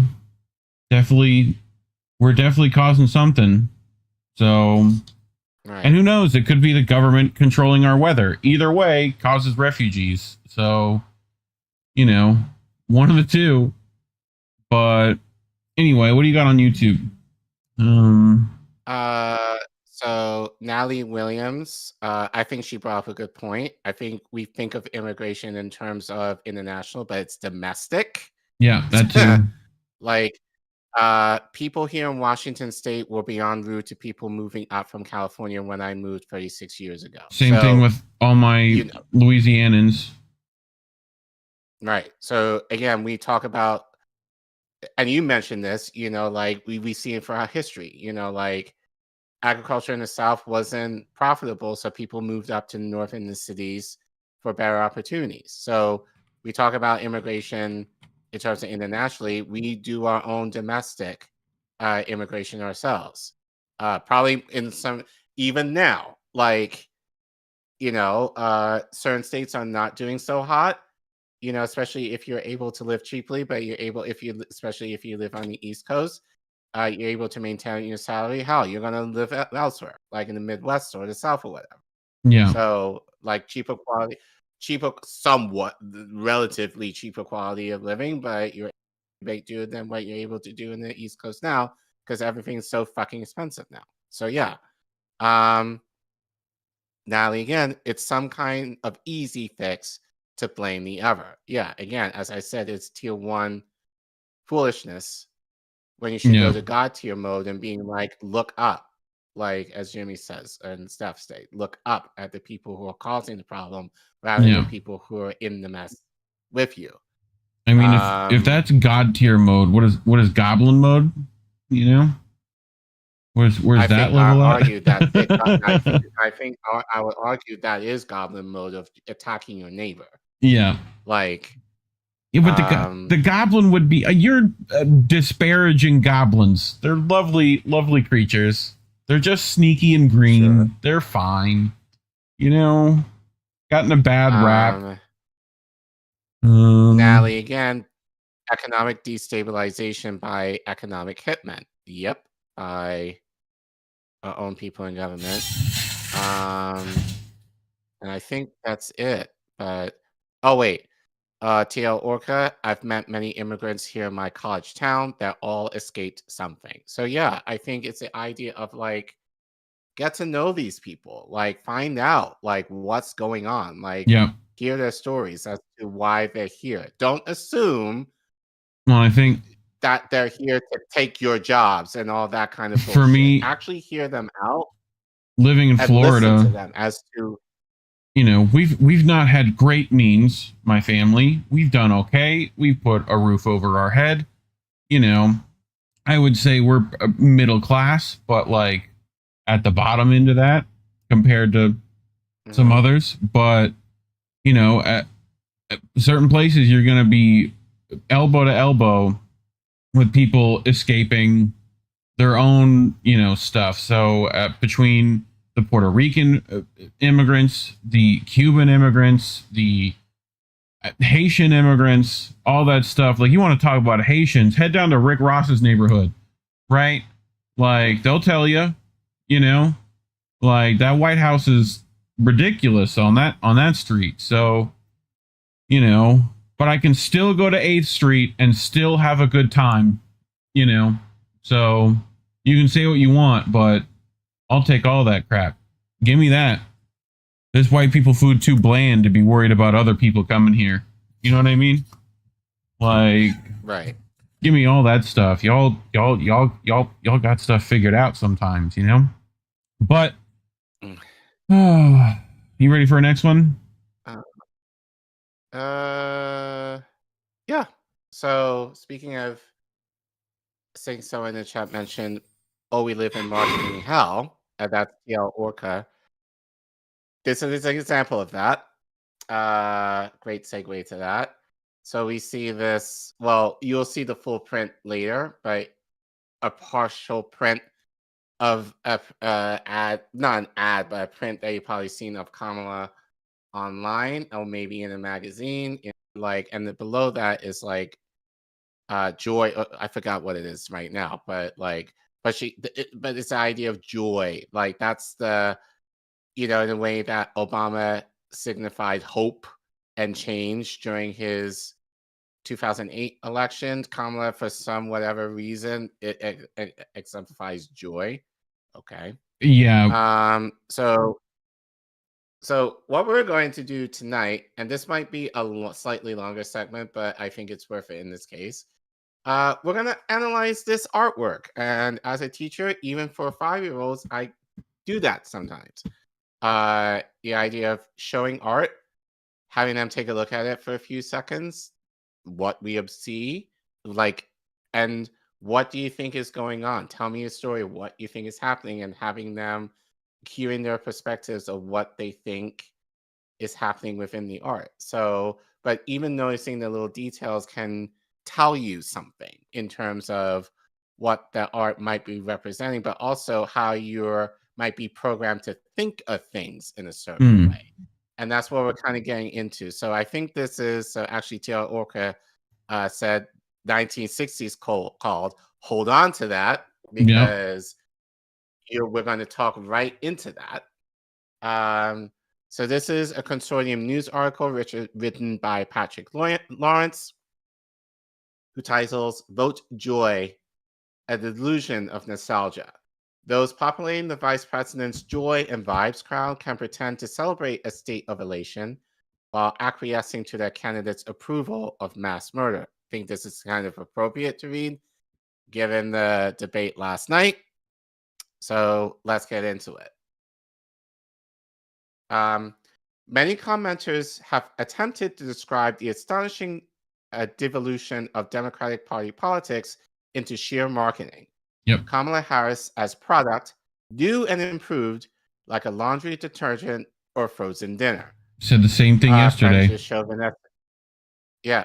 of the show Vanessa Beeley calls it cartoon theatrics, and it's good as I've seen.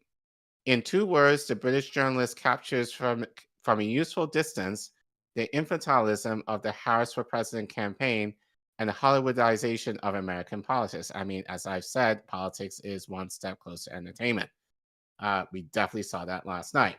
I thought I've seen everything in this line until a few days ago, but in this, the most unserious political season of my lifetime, it is incautious to make any such assumption.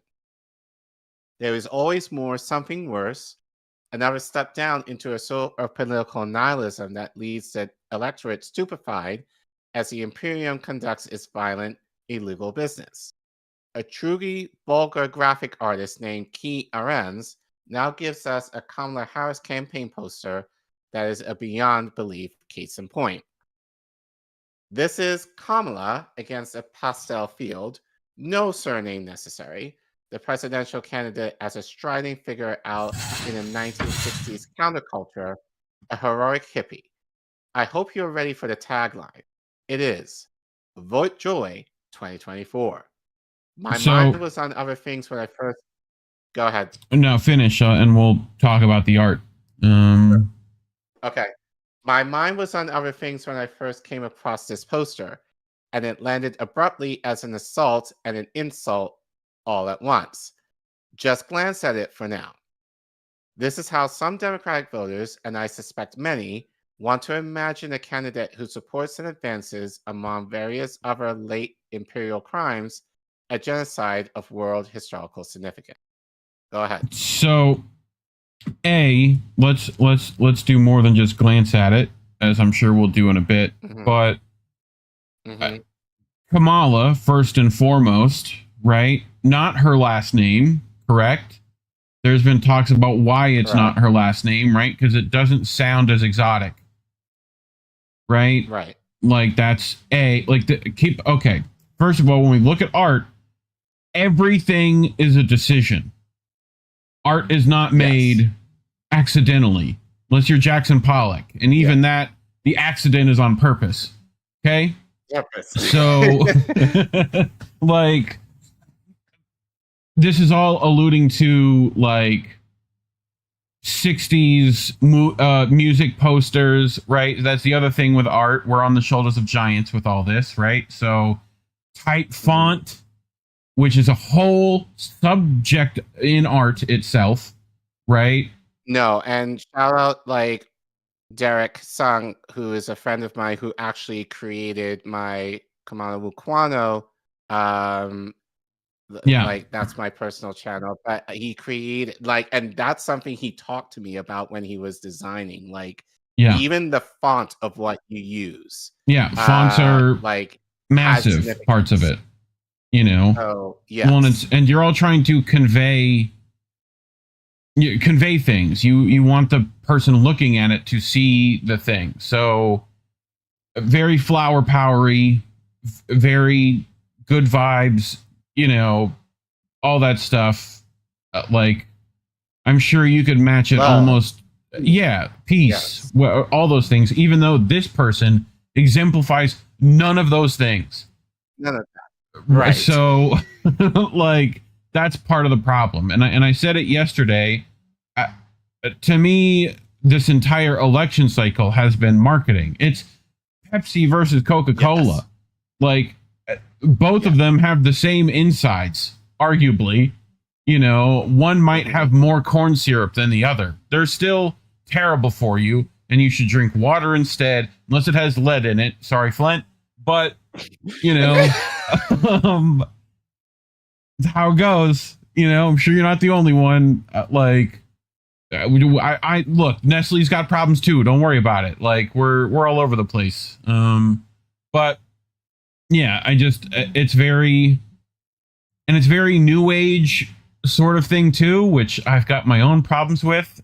And because to me, all of that is empty, vapid, rhetorical nonsense. You know what I mean? As much as horoscopes or any other religion. Like, don't get me started on Carl Jung. I don't even want, you're going to have a bad time if you want to argue with me on it. It's not going to be fun. So, right. But yeah, I mean, this is it's all of that,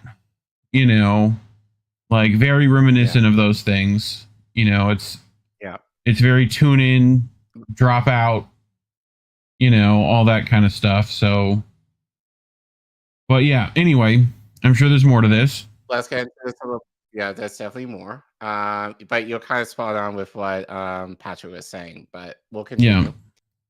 There's always more. Something where I read that. So Kieran's makes his living doing pop art graphics. That's him in the picture. Yes, logos sir. and such for a lot of show business people, and credits Saturday morning children's television as his primary inspiration. Out in California, he owns and runs the La La Land Gallery, which seems about right. Yep. Kieran seems to take himself very seriously indeed, and it goes this way. Either Kieran has overestimated the gullibility, self-delusions, and unconsciousness of liberal voters, especially those who consider themselves progressive or left, or I have underestimated the same. Now, Team Orca in the chat, most of 2017, I was engaged with conversations about CIA art projects. Let me tell you, if you really want to go down that rabbit hole, the whole thing that this art is alluding to is covered in CIA manipulation in that field. In the music, in the artwork, in the pop art, in all of it. Like, go Velvet Underground, all that stuff, all connected. Like, you think the CIA would let the giant influence of art and music and movies not be propaganda for children? Like, you might have a couple slip through, but they end up figuring it out, and then you never hear from them again. So, so it's just the way it goes. Like, it is a massive propaganda, same thing they accuse the Soviet Union of doing, right? All that propaganda posters, which are gorgeous, by the way. Amazing art over there. Amazing animation over there. Like, but yet, it was all propaganda from dictator rulers. Like, we don't have that here. We just do it a little sneakier. So, anyway, continue. Sure. I fear Key Arends may have me on this one. People are really excited about this poster, he said in a brief video interview after giving away copies of it at the DNC. People are most connected emotionally to my art. When I first saw the Kamala poster, it was via a social media message Katrina Vanden Heuvel, I guess, sent out with cheerful approval on X. Twitter. Vanden Heuvel, as many readers will know, is the editorial director of The Nation. Oh. It is important to take note. In Vote Joy 24, we find the development of the long, pitiful story of what has become the American left and why this term now requires quotation marks. I've long thought politics can be usefully read as an expression of antecedent cultural and psychological phenomena. Yeah. This is how I view the Key Arends poster and why I think it merits careful scrutiny. It is a window, or maybe a Rosetta Stone, in which we can read the coded entirety of the left's psychic journey from the honorable commitments of earlier times to what? To a state of willful political and intellectual immaturity. Yeah. Now study the poster for a good few minutes. We kind of did already. Yep. And you kind of mentioned this earlier. There is Harris, of course, in her standard pantsuit and pearls, the political candidate with whom we are familiar. She is serious and altogether credible, but where's that fun? But where's that having fun sorority sister smile that endears her to many Democratic voters? Yeah. There are flowers splashed around the whole of the graphic. These are essential to the overall effect. They are the kind of flowers you see on the walls of grade school art classes. And now they are flower power flowers. They bathe Harris in an aesthetic of innocence with a subliminal suggestion of a childlike guiltlessness. Note Harris' stride is in this connection. It is purposeful, but with an air of a carefree girl walking in the garden. When you see her in other artwork, it's titled Forward, right? You know. Right. Yeah. And then the typefaces. The Vote Joy 2024 in the lower right immediately draws the eye. It is subtly but unmistakably a reference to the posters associated with the late 60s rock scene, a variation on Psychedelic Fillmore West and Psychedelic Fillmore East, which, believe it or not, are two recognized typefaces. I'll link at some point the history of type font, right? If you put that into Google, it'll probably be the first thing that comes up in YouTube, right? It talks about literally this as an entire era, right? Then we start heading into the 70s NASA, all that stuff, right? Where we get really weird graphical design stuff out of that. Right. But this era is pulling from bohemian typefaces, and it's doing a lot. It's a lot of stuff going on at the time, and Eastern culture stuff too. Right. I watched the other day, not to get too derailed, but I wanted to mention it because they talked about it a second ago, where they are, who are they trying to manipulate with this? Right. It is not the, what was the term used? Right. It's not the mature intellectual, right, who sees through this marketing. It's I wouldn't call myself that in this case, but right. But no, but actually I did have thought about this today, because going off of the debate, the question I was thinking, who was the debate for? It's not for us. No, it's for the dumbs. It's not for the Democratic hardheads who will vote for Kamala regardless. It's also, I want you to keep in mind the level of depression in the country, right? Where people are so, they need a beacon of hope, right? It's why Obama ran on that, right?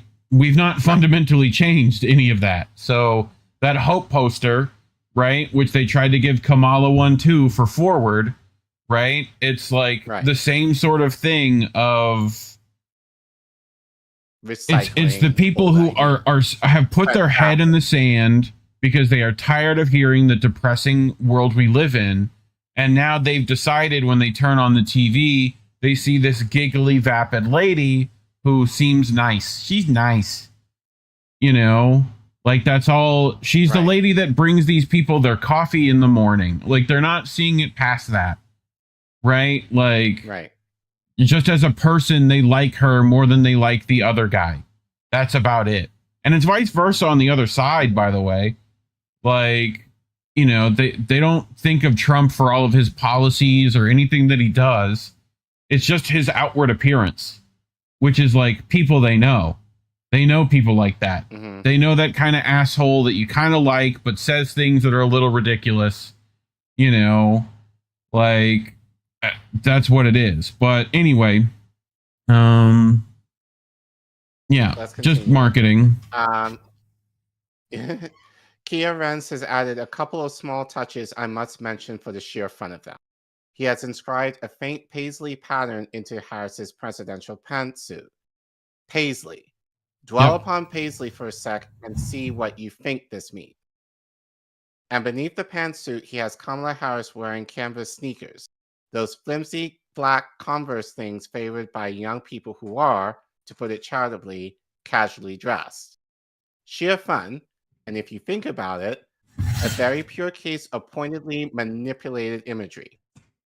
If I were a certain kind of columnist, I would say the poster Keir Renz has made to express his enthusiasm for the Harris campaign, which he now sells for $47 extra for framing, was just shouted to me from across the room, a complete mindfuck. Yeah, it's what they want it to be, not what it is. Right. But I'm not that kind of columnist. I will not say this poster, with all of its flower power iconography in behalf of a warmonger, is a complete mindfuck. I would say that psychologically ambitious intent of this poster is to perform an act of love on the cerebral cavity, way more acceptable for family publications such as Consortium News. I do not know whether the Harris campaign commissioned this. I don't think they did. I suspect they like it well enough, but did not order it up. In the video interview mentioned above, Keir Renz comes over as an avishly guiltless, avishly indoctrinated liberal with no clue of the diabolical cynicism in which the Democratic Party is inventing Kamala Harris of whole cloth. My read, Vote Joy 2024 comes straight out of Keir Renz's unconsciousness, and this is what makes it interesting. It is fair enough and useful if we think of Renz as the id of those progressive and left-inclined voters the Harris campaign must seduce if Kamala is to win in November. My Jungian senses are tingling. You're using outdated Jungian stuff, but I feel you. Not quite what you think it is. That unconscious thing isn't what you think it is. Not how it works. I do not know how many Democratic voters buy into the various significers Renz has inscribed into his poster. I suspect he speaks for very many. Someone should check his sales, but let us set this aside. His work is certainly a disturbing measure of the extent to which those who could well propel Harris to the White House in November are prepared to delude themselves into seeing things in Kamala Harris that are simply not there. Yeah. Which you mentioned earlier. Yep. My art is supposed to reflect positivity, hope, and joy, Renz said in the video interview. There are a lot of Democrats looking for just these things in the figure of Kamala Harris. But this is not the remark of an aware or self-aware American in the late summer of 2024. It is the remark of someone who is determinedly neither. As an aesthetic object, the Renz poster is crude, but this is of no matter. It is dense with many layered significers, and these are what matter. There are important insights to be gained as we examine these layers and discover what, taken together, they have to say about the long regression at the left-hand end of Americans' politics about liberal and left voters' fears, fantasies, and failures of nerve. Here is the Britannica definition of flower power. It is a good place to begin. Flower power, the belief that war is wrong and that people should love each other and lead peaceful lives, used especially to refer to the beliefs and culture of the young people called hippies in the 1960s and 70s. Instantly, we learn something. We've heard daily talk of joy and vibes since the Democratic Party elites and donors undemocratically imposed Kamala Harris as their 2024 candidate. And now we find, via an admittedly goofy but probably representative Harris voter with the amateur gift of social psychology, that beneath this compulsive positivity, there seems to lie a strong streak of nostalgia. Why, the obvious question, do the liberal voters for whom Renz speaks, or to whom he speaks, or both, indulge in nostalgia for a time they never knew? Why is it important that they identify so strongly with those whose political and cultural commitments, however gauzy recalled, gave the 1960s the reputation the decade has in the public consciousness? Why the historical reference? Answer this, and we can see into the strange dynamic driving the wave of enthusiasm for the Harris campaign as it floats along fluffy clouds of joy and good vibes. Nostalgia, I've long argued, is at bottom a symptom of depression. Nostalgia of those who retreat into the past as a refuge from a present they find in one way or another unbearable. And here I offer a corollary thought. The sensation of powerlessness is a primary cause of depression. Any good psychiatrist would confirm this. Yep. With this in mind, think about all those people connecting emotionally to Kieran's iconography, and then all the others who may not have seen it, but would similarly identify with it. That these people are in some incoherent way nostalgic is beyond argument. The following conclusion seems to me equally evident. All the talk of joy and vibes is at bottom a mask of a more or less prevalent depression people cannot admit to themselves they suffer. As the Britannica notes in this stuffy, wooded fashion, peace and love were among the totemic terms that characterized the 1960s counterculture era unsubtly references. But you cannot, plain and simple, walk around today talking of either and expect to be taken seriously. Ours is not a polity that gives any credence to notions of peace and neighborly love. This is absolutely out. Propagandists and ideologues have long since transformed mainstream American culture since the Reagan years, I would say, into a culture of war and animus. Which Reagan's big thing was like, you know, a new day, which was directly trying to market to hippies and, you know, all that stuff. The same thing back then. It's all any of these elections are. But right. And so we return to joy and vibe. These are excellent terms for those given to fantastic readings of Kamala Harris. To stand for peace and love 50 or 60 years ago was to challenge what people used to call the establishment. The man. They had meanings, however, angelic those were professing these things. Joy and vibes have no meaning. This is why they have caught on like fires in a dry forest. They do not signify challenges to anything. They license an extraordinary flinch from everything. Everything.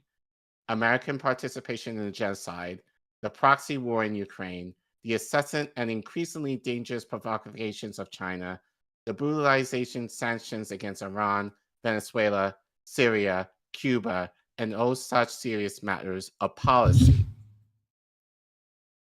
There is no need to think about any of this. There is indeed an unwritten code that the crisis of our time, American leaders responsible for all of them, are neither to be thought about nor mentioned. It is brilliant, I would say, the mutilation of logic and reasoning.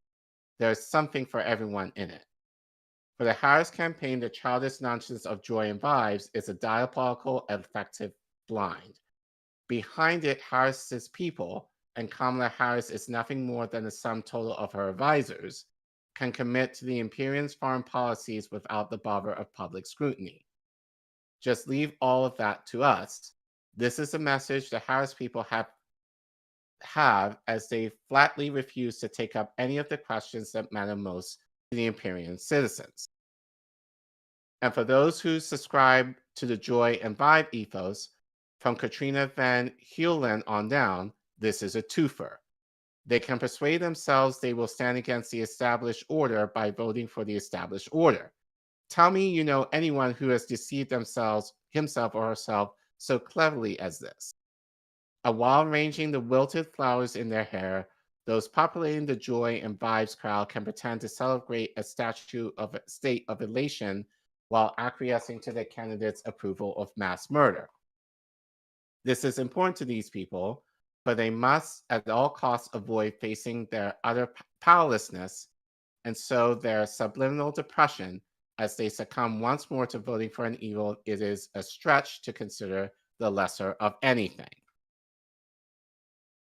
One question lingers as I glance again at the key Iran's poster. What under the sun happened to the American left between its years at the barricades in the service of honorable causes and this? It's time for meek-minded gutlessness. When did it pass from left to quote unquote left?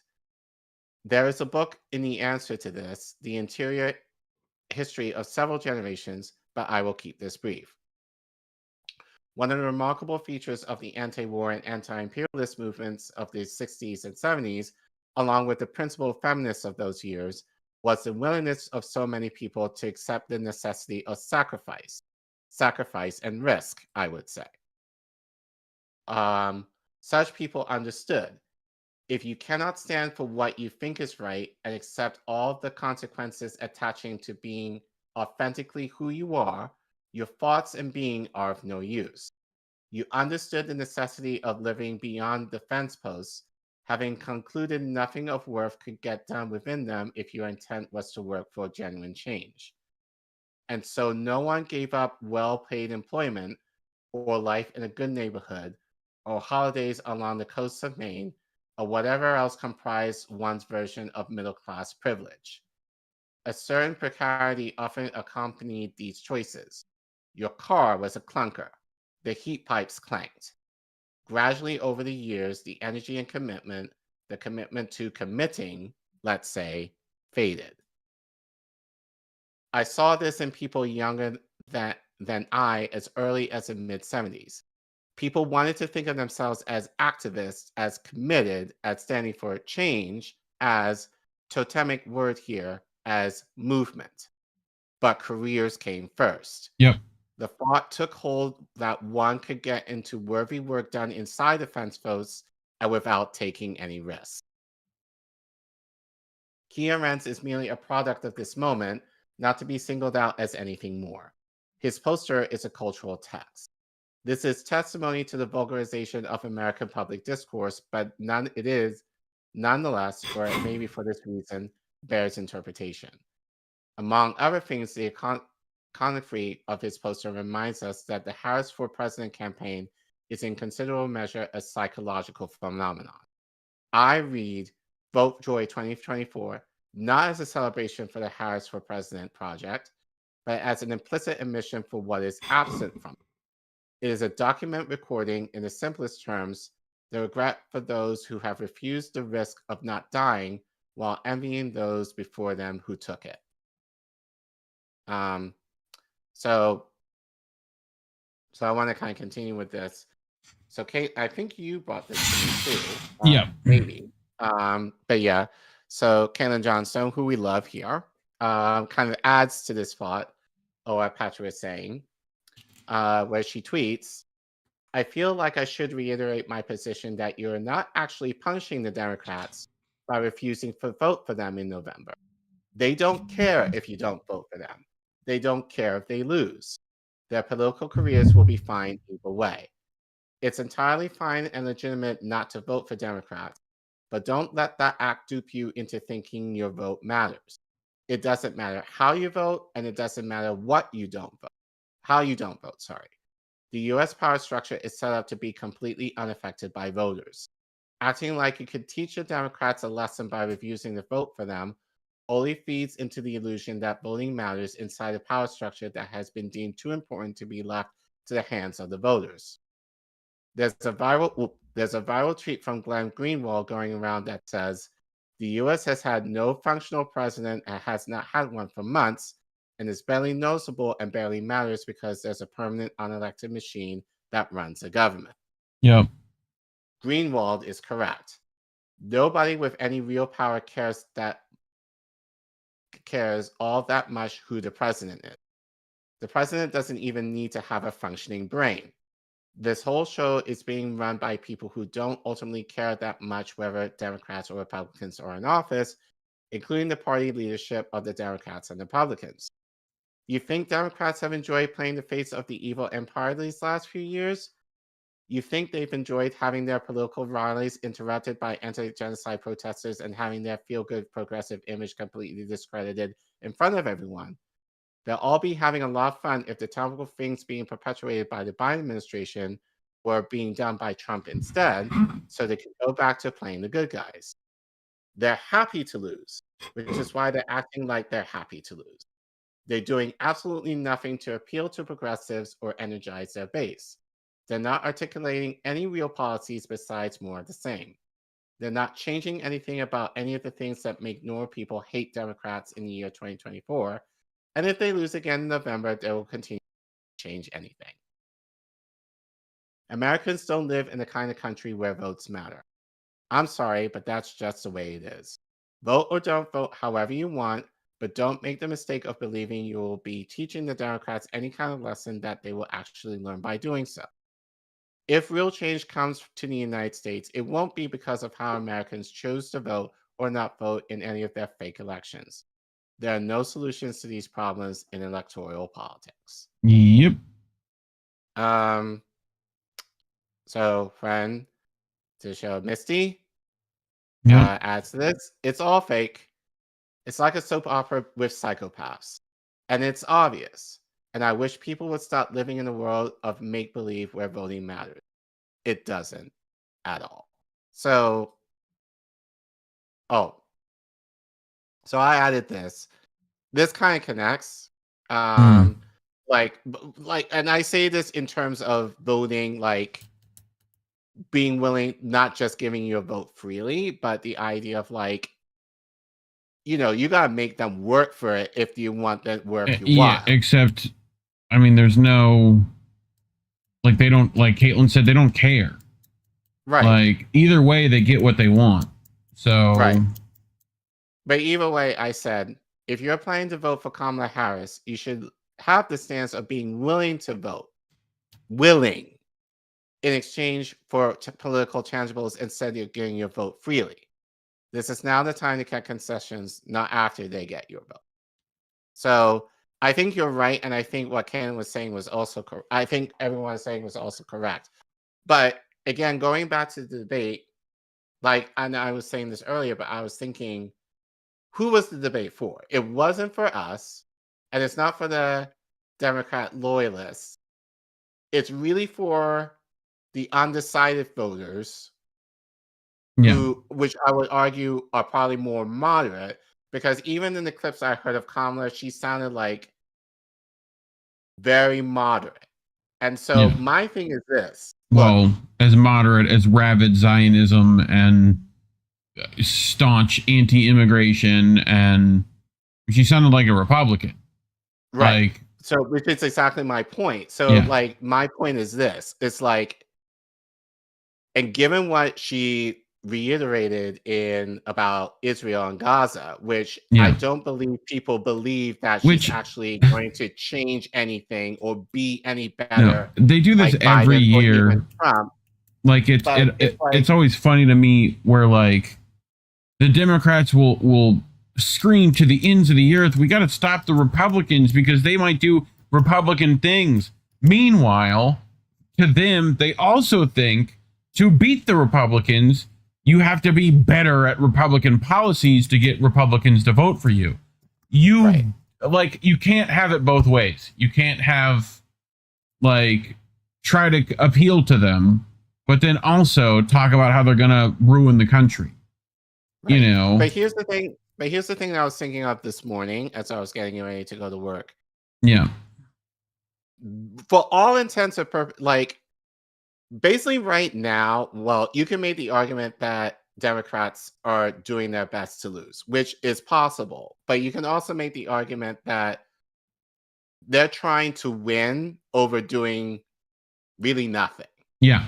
So they think nothing is better than evil war. Right. But here's the thing with this. Like, you're making the gamble right now to appeal to moderate undecided voters, which I argue is very small number of people, over people who are more concerned about issues like Gaza in particular, that has a much more diverse and larger base that you can pull from to actually do something right now. And not to say they need to vote for Kamala, but at least make the appeal, like, or pretend to, whatever you want to do.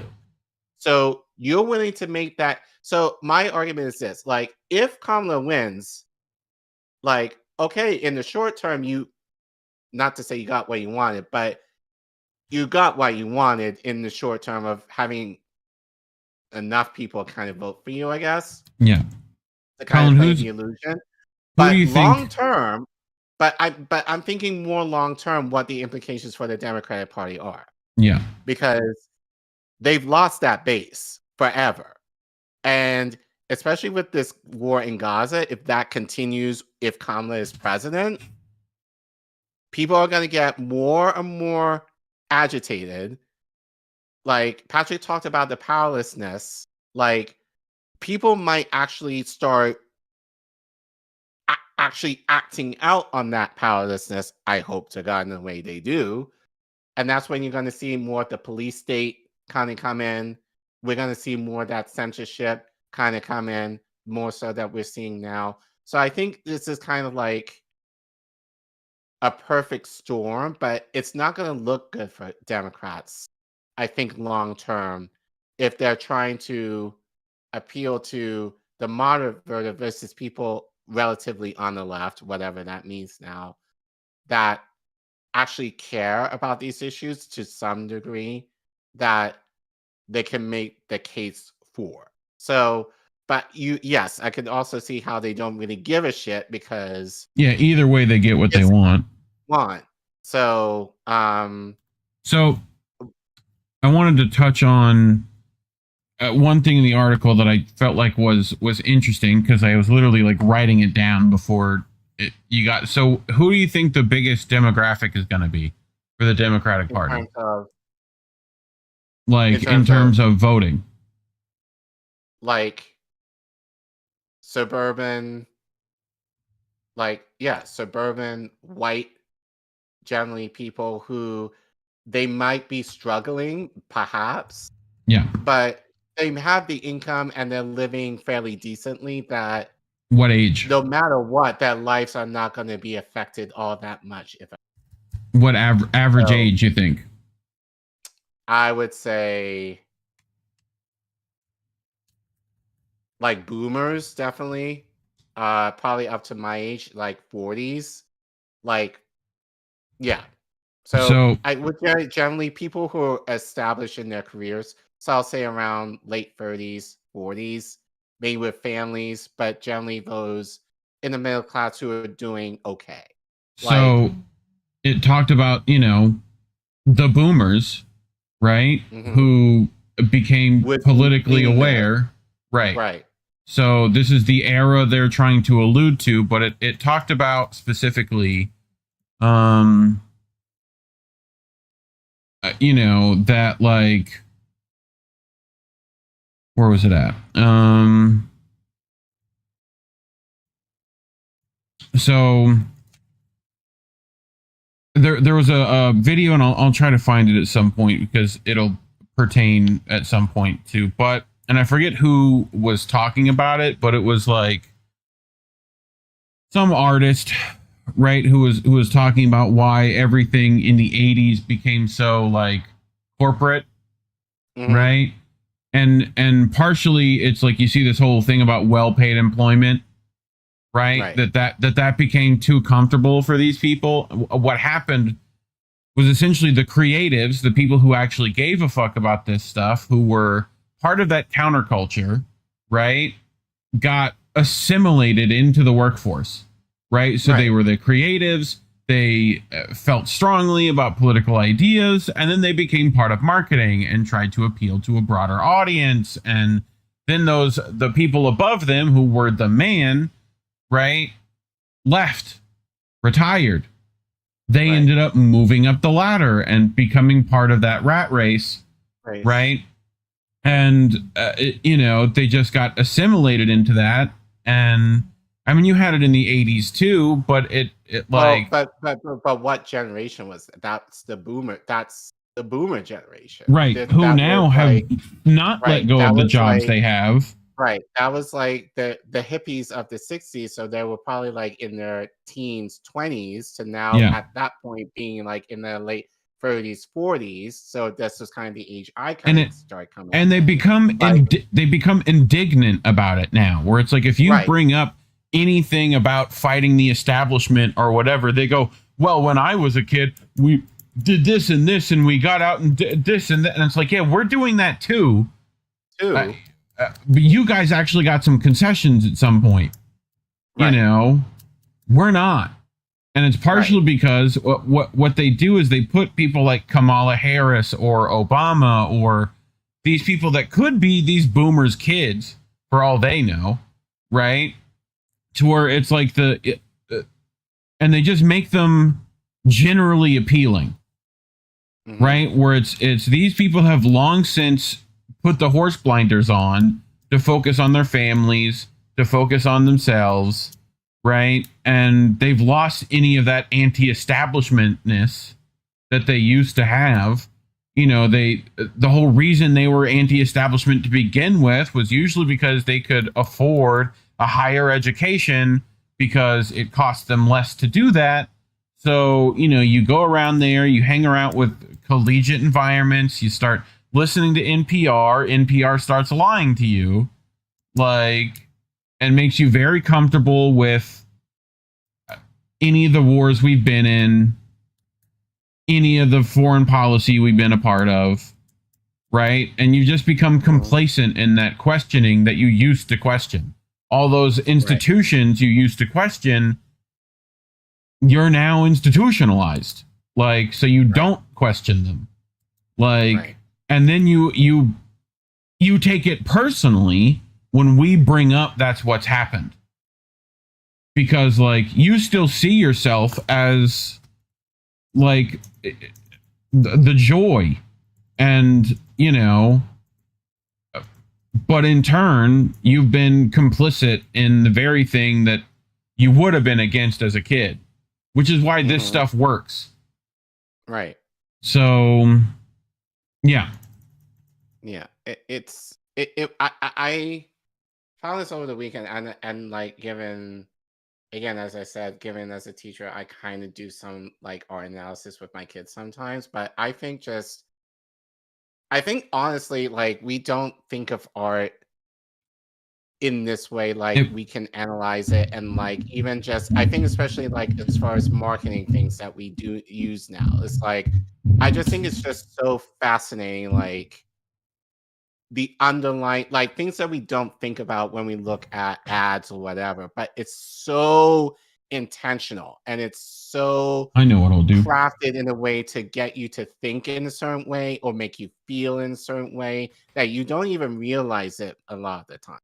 It's just more or less, again, the idea of vibes, like, oh, I like that or I don't like that, but not knowing the psychology as to there are actually things in place in a lot of this marketing that make you respond to things in a certain way. So I just found that article, I think, kind of fascinating, but just mostly ripping into Kamala. But I think, given the debate last night, I think it definitely kind of relates. It's this idea of like, but that's what he speaks to. It's like people feel hopeless, like they don't feel like they have any power. So it's this idea of the savior complex of like, here comes Kamala bringing in this hope and joy that you've been long waiting for, and getting excited over that, but over nothing tangible. Like, you know, like, shout out to Sam, because I was listening to her before we came live. You know, she finally put up policy issues, I would say. I wouldn't say really policies at all, but she talks about increasing the minimum wage. To what, though? Like, a cent? Like, where's the, like, to what? Like, it's just very vague. It's just very vapid, just like this print.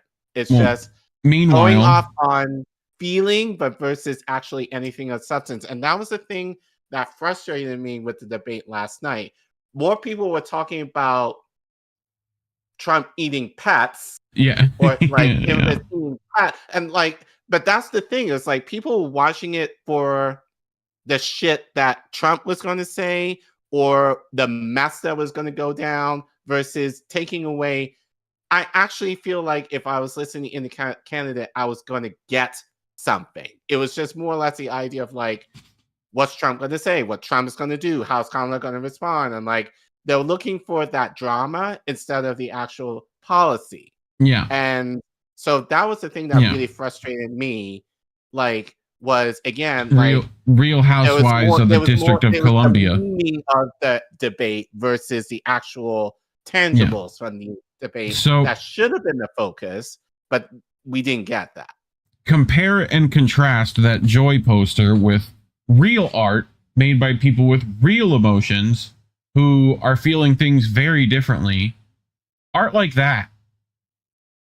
Like Palestinian artist Silman Mansour, right? And I found this back in July, right, from this local Twixing machine who posts Palestinian art almost exclusively, right?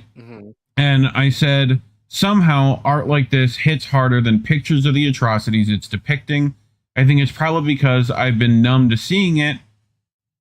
But here I can feel the pain in every line and shadow. Looking at the gaunt, dehumanized figure staring back at me speaks volumes. Like, this is what they're experiencing.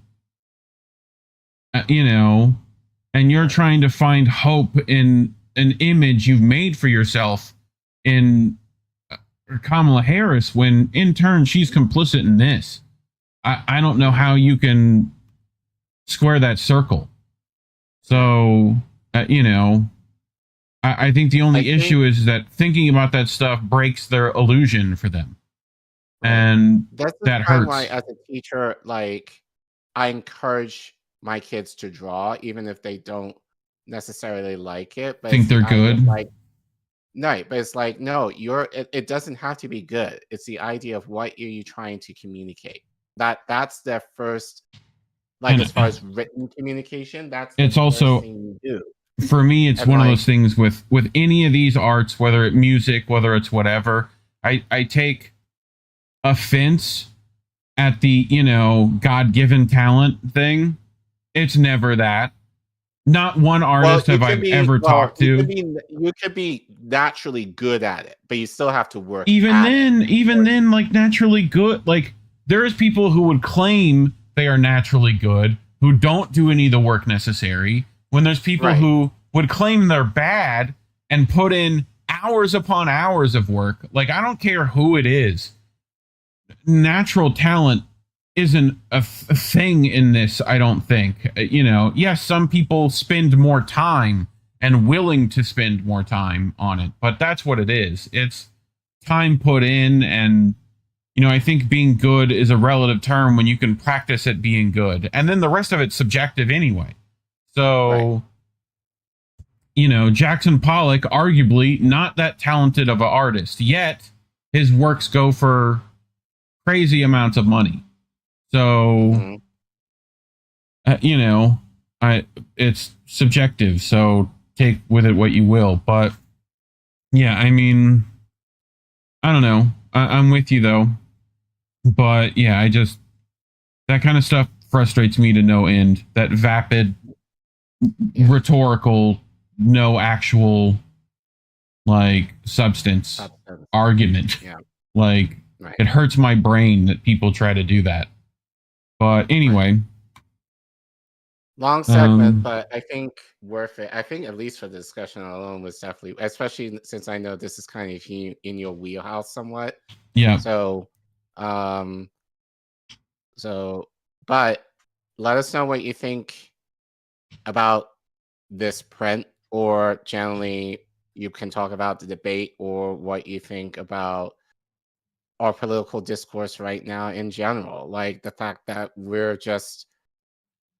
our policy is an aesthetic versus actually meaningful policies that will actually not make people as powerless as they are right now. Like, I think definitely worth because you aren't, or maybe mentioning in the comments. And, you know, and yeah, we're just curious to know, like, what did you interpret, you know, within the print, if you were able to kind of look at it and really analyze each element of it. So yeah, you can scan the QR code if you want to donate with your phone, or you can go to the link that you see at the bottom of your screen and connect to us that way. Or if you're in the chat or YouTube, you can type in !donate and the link will pop up. You can also find the links of all of our donation sites in our description in the stream. As we always say, YouTube hates us. That's why they demonetized us. So any support we can give financially would be extremely helpful. And, you know, we are demonetized and YouTube doesn't like us. So the way we can try and combat that is by you liking and subscribing to the network. Please share this clip or this stream to help us fight the suppression. And make sure you leave a comment, especially with this topic I think is kind of fascinating. So let us know what you're thinking. Or if you want to just shoot off about the debate, that too is fine.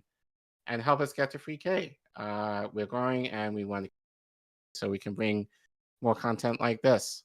And thanks for watching. Cool. All right. To the chats, Boy Wonder. Denver Adway on the Rockfin. Also, wasn't Pollock part of a bunch of mediocre Western art that was boosted by the CIA before the internet? I've heard reports that indicate this. Yeah, there was a whole thing about us trying to combat the commies art, pretty much, right? Which at the time was like, we weren't getting a lot of it. We weren't seeing what was happening, right? Over there, if you look at their animation and stuff, there's wide selection of topics and techniques and stuff used there. But one of the things that we were trying to put out into the world is like free expression, right? Versus, you know, whatever they thought the commies were doing, right? Well, it's funny, so, you know, it's funny you say that because African Story, yes, like we did that segment well over a year ago. One of our best that is on the channel. Probably one, if not our best. Yeah. And that was a Soviet cartoon. We could do some more of those. I could find some Soviet animations to react to if you want. Yeah, I think we definitely should. But it's just, but that clip especially kind of goes in ways of like, and I think right now it's like part of our top videos again because somehow or other comes up again. It kind of comes up again. It goes away for a bit, and then people watch it, and it just spikes up again. But I think, you know, but it's the idea of what art. But I think it kind of breaks the idea of Soviet, I don't want to call it propaganda, but art in what was being used for it in order to what it was trying to communicate, you know, like back then. But it kind of shakes what people, but I mean, you saw, if you're older, think of communism back then. The Cubist movement, you know, the abstractists, the like all that stuff. You know, you get into the pop art stuff and Warhol and all those things. You know, you get into this realm of art that was heavily influenced, financed, controlled. You know, there's definitely a lot of gray area and all of that. So we might have to do a story on some of that. You know, they definitely did that with the rap industry that came out recently with like Chuck D and all that stuff, right? Right. So I know MintPress has a thing on that. Yeah. I think we looked at it, but it was a little long, so I think we put it back. But it might be something worth looking at too, even if we have to split it. But yeah, and I might look for, you know, it's hard because it's, you know, subjective stuff and how much influence is actually influenced and all that stuff. But there's definitely some stuff to look into. But as we know a few artists in the realm, we might look into some of that CIA art control, and I'm sure it's still a thing. So it definitely, with the amount of weird art that's out there right now.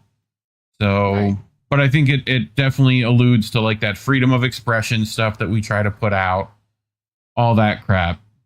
You know, that was definitely a movement they tried to push, but I think it then in turn like counteracted that. Like then the Soviet art became much more abstract and stuff like that. So to kind of, you know, it's like the artists don't care. They just want to make art generally.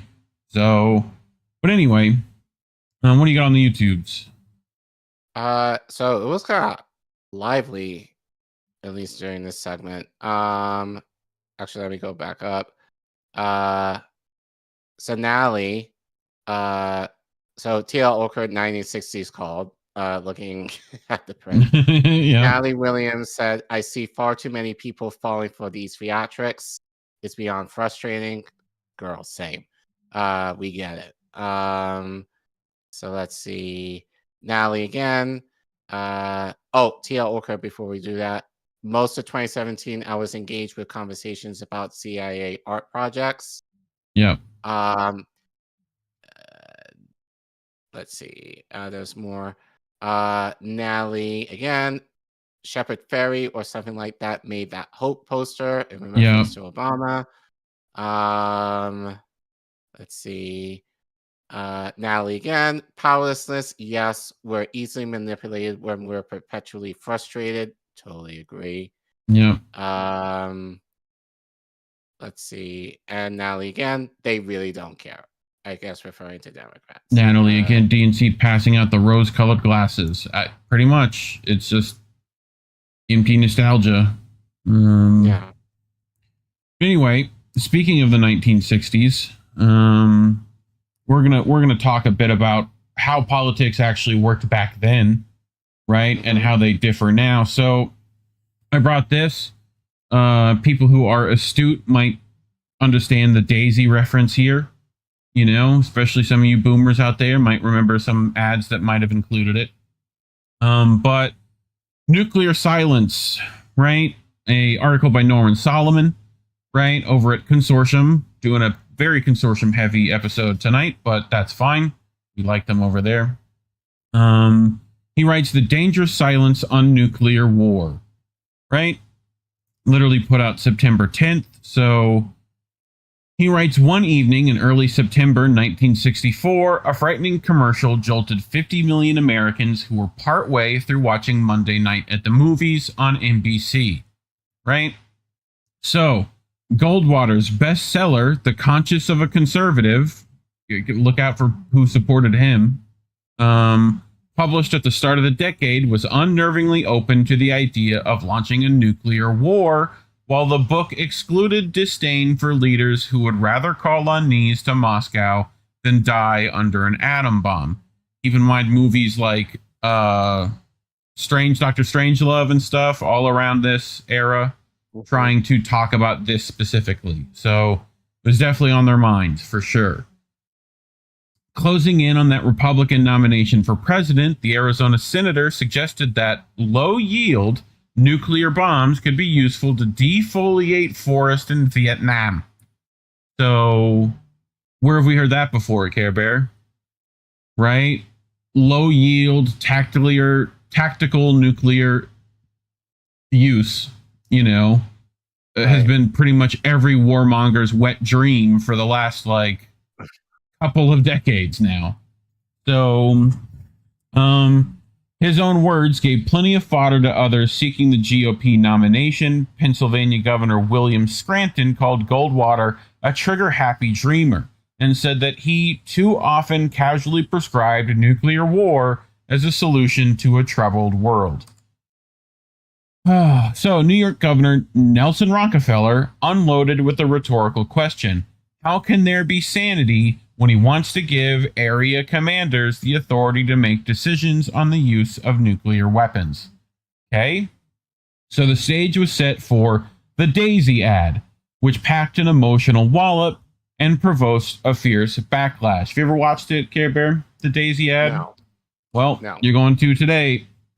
So, this was in 1964, right? So, very short, 60 seconds.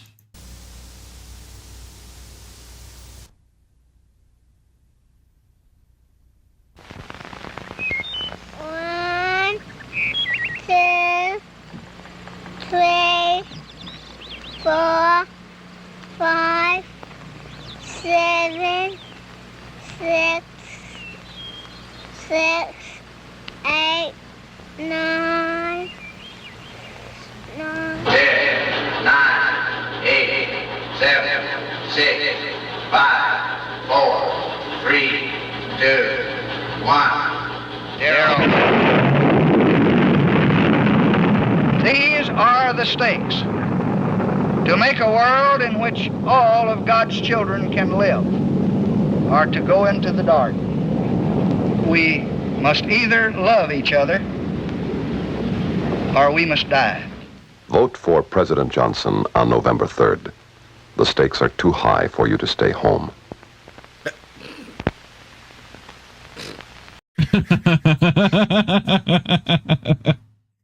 Initial thoughts? Because I mean, they imagine could easily make this ad now today, yeah, but they won't. Like, right, but the idea is like your vote matters. Like, yeah, like using some of the same language that people are still using today, even back then. Marketing works, don't it? I would argue more like being coerced, but yes, whatever. That is the art of. Do you ever watch Mad Men? It is literally this era too. You should watch Mad Men. We should watch that. It's very good. It talks about all the advertisement manipulation from that era. Very, very good. But critics cried foul, deploring an attempt to use the specter of nuclear annihilation for political gain. Having accomplished the goal of putting the Goldwater camp on the defensive, the commercial never aired again as a paid ad, but national newscasts showed it while reporting on the controversy. Today, a campaign ad akin to the Daisy Spot is hard to imagine from the Democrat or Republican nominee to be commander-in-chief, who seemed content to bypass the subject of nuclear war dangers. Yet those dangers are actually much higher now than they were 60 years ago. In 1964, the doomsday clock maintained by experts at the Bulletin of the Atomic Scientists was set at 12 minutes to apocalyptic midnight. The ominous hands are now just 90 seconds away.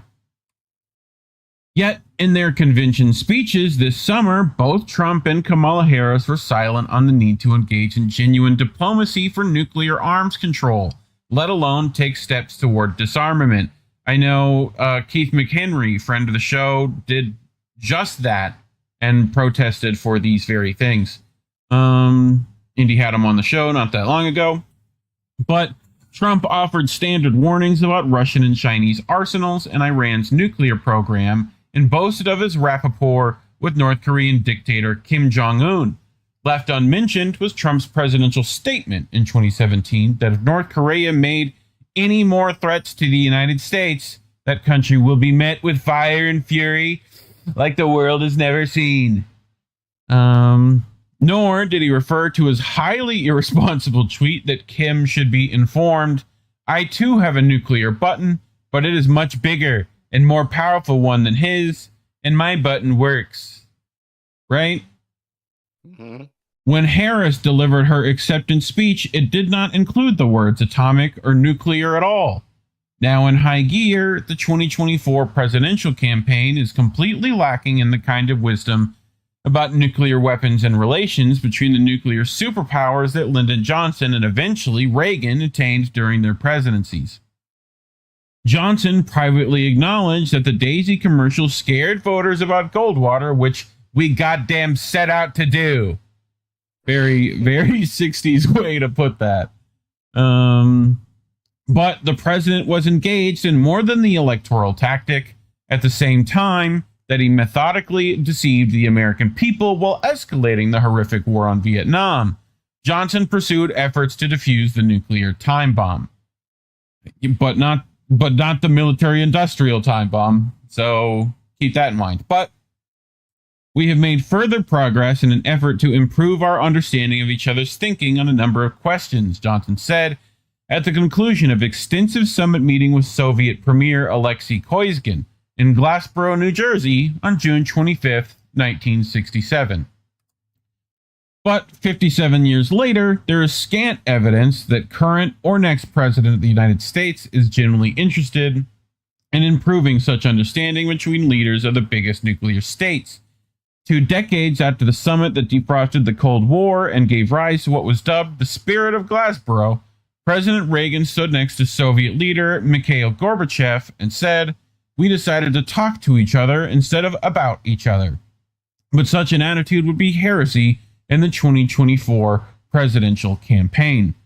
"These are the stakes," Johnson said in the Daisy ad as the mushroom cloud rose on screen, "to make a world in which all God's children can live or to go into the dark."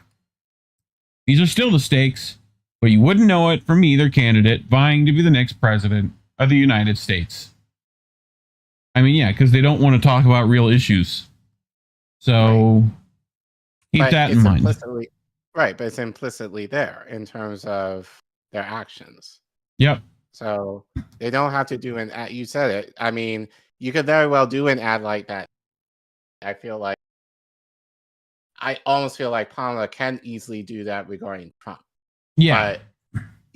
But, given, you don't want to, I don't know. They've been people, more hawkish against Russia constantly. Right, but I think, so I think right now they're not using the visual, but more rhetoric, I think, instead of that. So, which I argue may be just as, if not even more dangerous. Yes. Yeah. But I wanted to bring this up because it's more nuclear silence, and I figured I could put it in here.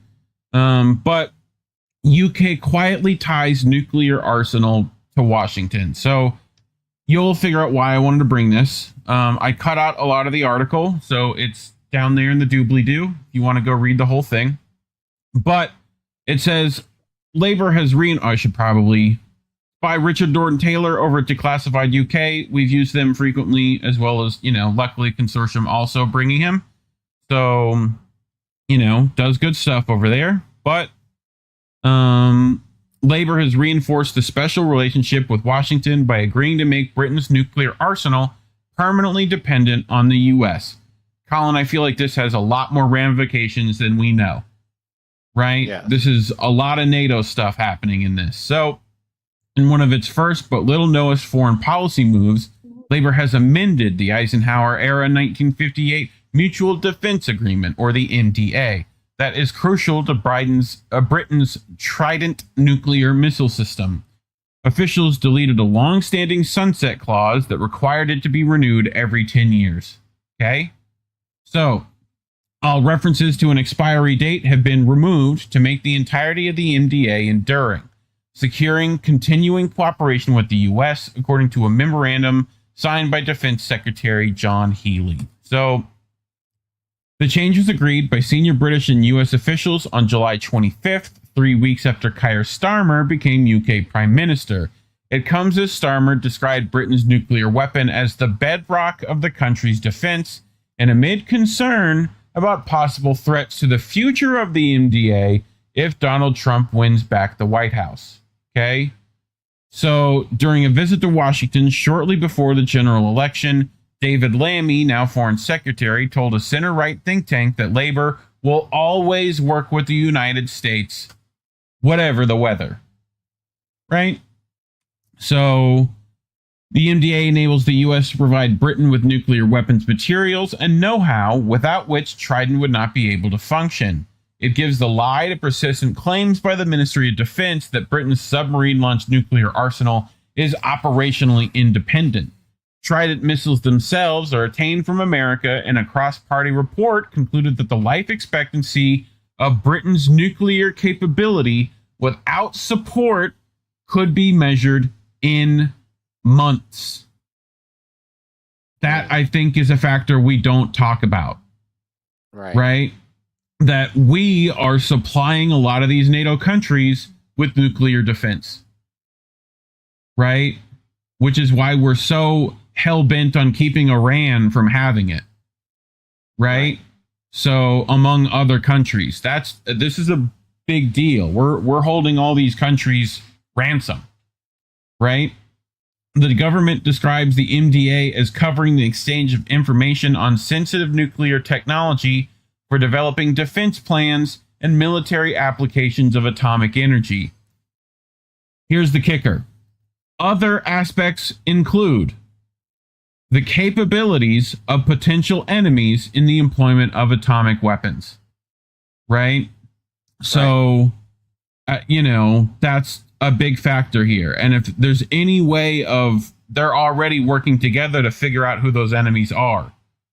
So all those missiles are pointed outward. But it also concerns the sale of naval nuclear propulsion plants and the transfer of materials like U-235 enriched uranium. However, governments have long refused to provide information about how much nuclear material for British warheads the U.S. has provided to the atomic weapons establishment at Aldermaston and the nearby Burfield warhead factor, and at what cost. The quantity is likely to be significant. Nearly 1,000 non-nuclear components for atomic weapon systems were exchanged between the U.S. and UK in 2020 to 23. Under the MDA, according to new research by the Nuclear Information Service. A Ministry of Defense spokesperson said the removal of the 10-year renewal provision was decided given the long-standing nature of this agreement. She added that making the entirety of the NDA enduring was the case with other international agreements. Peter Burt of Nukewatch UK, which monitors the UK nuclear weapons program, commented, "Every UK Prime Minister since the Second World War has been petrified about losing influence with the US. In a large part, this hinges around access to nuclear weapon technology and military intelligence. This is the main reason the UK government always aligns itself with US foreign policy and allows itself to be drawn into US military adventurism, even when it's clearly not in the interest of this country to follow America." So I brought it because it's indicative of more than the UK. In my opinion, right? You're wondering why we're still top dog with a lot of these countries? That's why. It's our resources that we are able to procure and keep ransom. So, and it's thanks to, a collection of Nazi scientists mainly, but we won't get too far in that. But, thoughts? Again, it's just the idea of why visualize the destruction when we can talk about it and still have the same effect, even if it's more implicit. Yeah. So, yep.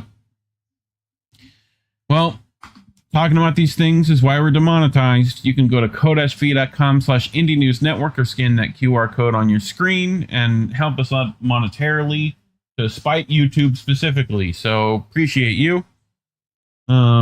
But if you can't give monetarily, you can always just do the things that are supposed to help us, like liking and subscribing and sharing the video. Send this to your friends. Make them watch. Hold their eyes open. I don't know. Toothpick those eyes open. Why not? But otherwise leave a comment. Let us know what you think. Thanks for watching. All right. You ready for our last one? We should probably check chats before doing that. Briefly at least. Over on the Rumble, people showed up over there. Yarp31415 says, "I is lizard peepo." It must be difficult using your thumbs to type that, but set phasers to stun everyone. Lizard people are not to be trusted here. Ghost Art says, HIAS, the Hebrew Immigration Society, is the #1 funding source for illegal immigration into America. Good to know. But yeah, let's head over to the Rockfins.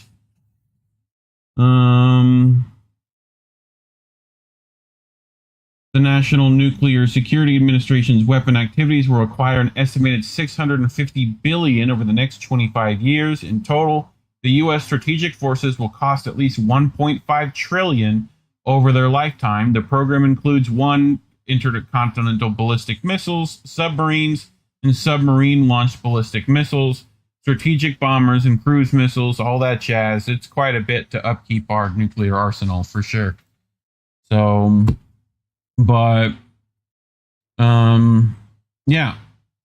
I mean, I think not many people talk about that. Like, all that stuff has a half-life, Colin. Quite literally has a half-life. right? So you have to replenish all that material, right? For us to keep all those things armed and dangerous, it requires constantly replenishing all that and upkeeping it. So it's a lot of money, and it's going to somebody. Anyway, what do you got on the YouTubes? Tina Mayberry said in chat that we must love each other, quote, is the beginning of a perfect song about nukes. Yep. Desert Mantis said, vote for Jill Stein. The stakes are too high. Let's see. Who else? Desert Mantis again. Scott Ritter talks about threat of nuclear war all the time. Yep. As a weapons inspector, he probably would. Right. Like Kill You Igor said, you guys kick ass. Thank you. Also, Kill Your Igors. Yes, labels are bad. He also said 1984, it was 2 minutes to midnight. Somebody was listening to their Iron Maiden. Right. That's all I got on the YouTubes. Yep. Well, Desert Mantis YouTube canceled the Electronic Intifada this morning. Unfortunate. Please go support the peoples over there. You know? Yep. Speaking of, you ready for our next one? Yep. So this is an extra one you brought in, right? Yep. And it's short. You know, I don't want to keep us here for too long. We've already been here long enough. But we've talked about this before, actually. It's why I brought it. But I also thought my thumbnail was good. You know, it speaks so much. This is practically the debate we just had to, you know, are forced to watch in our Twitter feeds. It's practically the same image, no?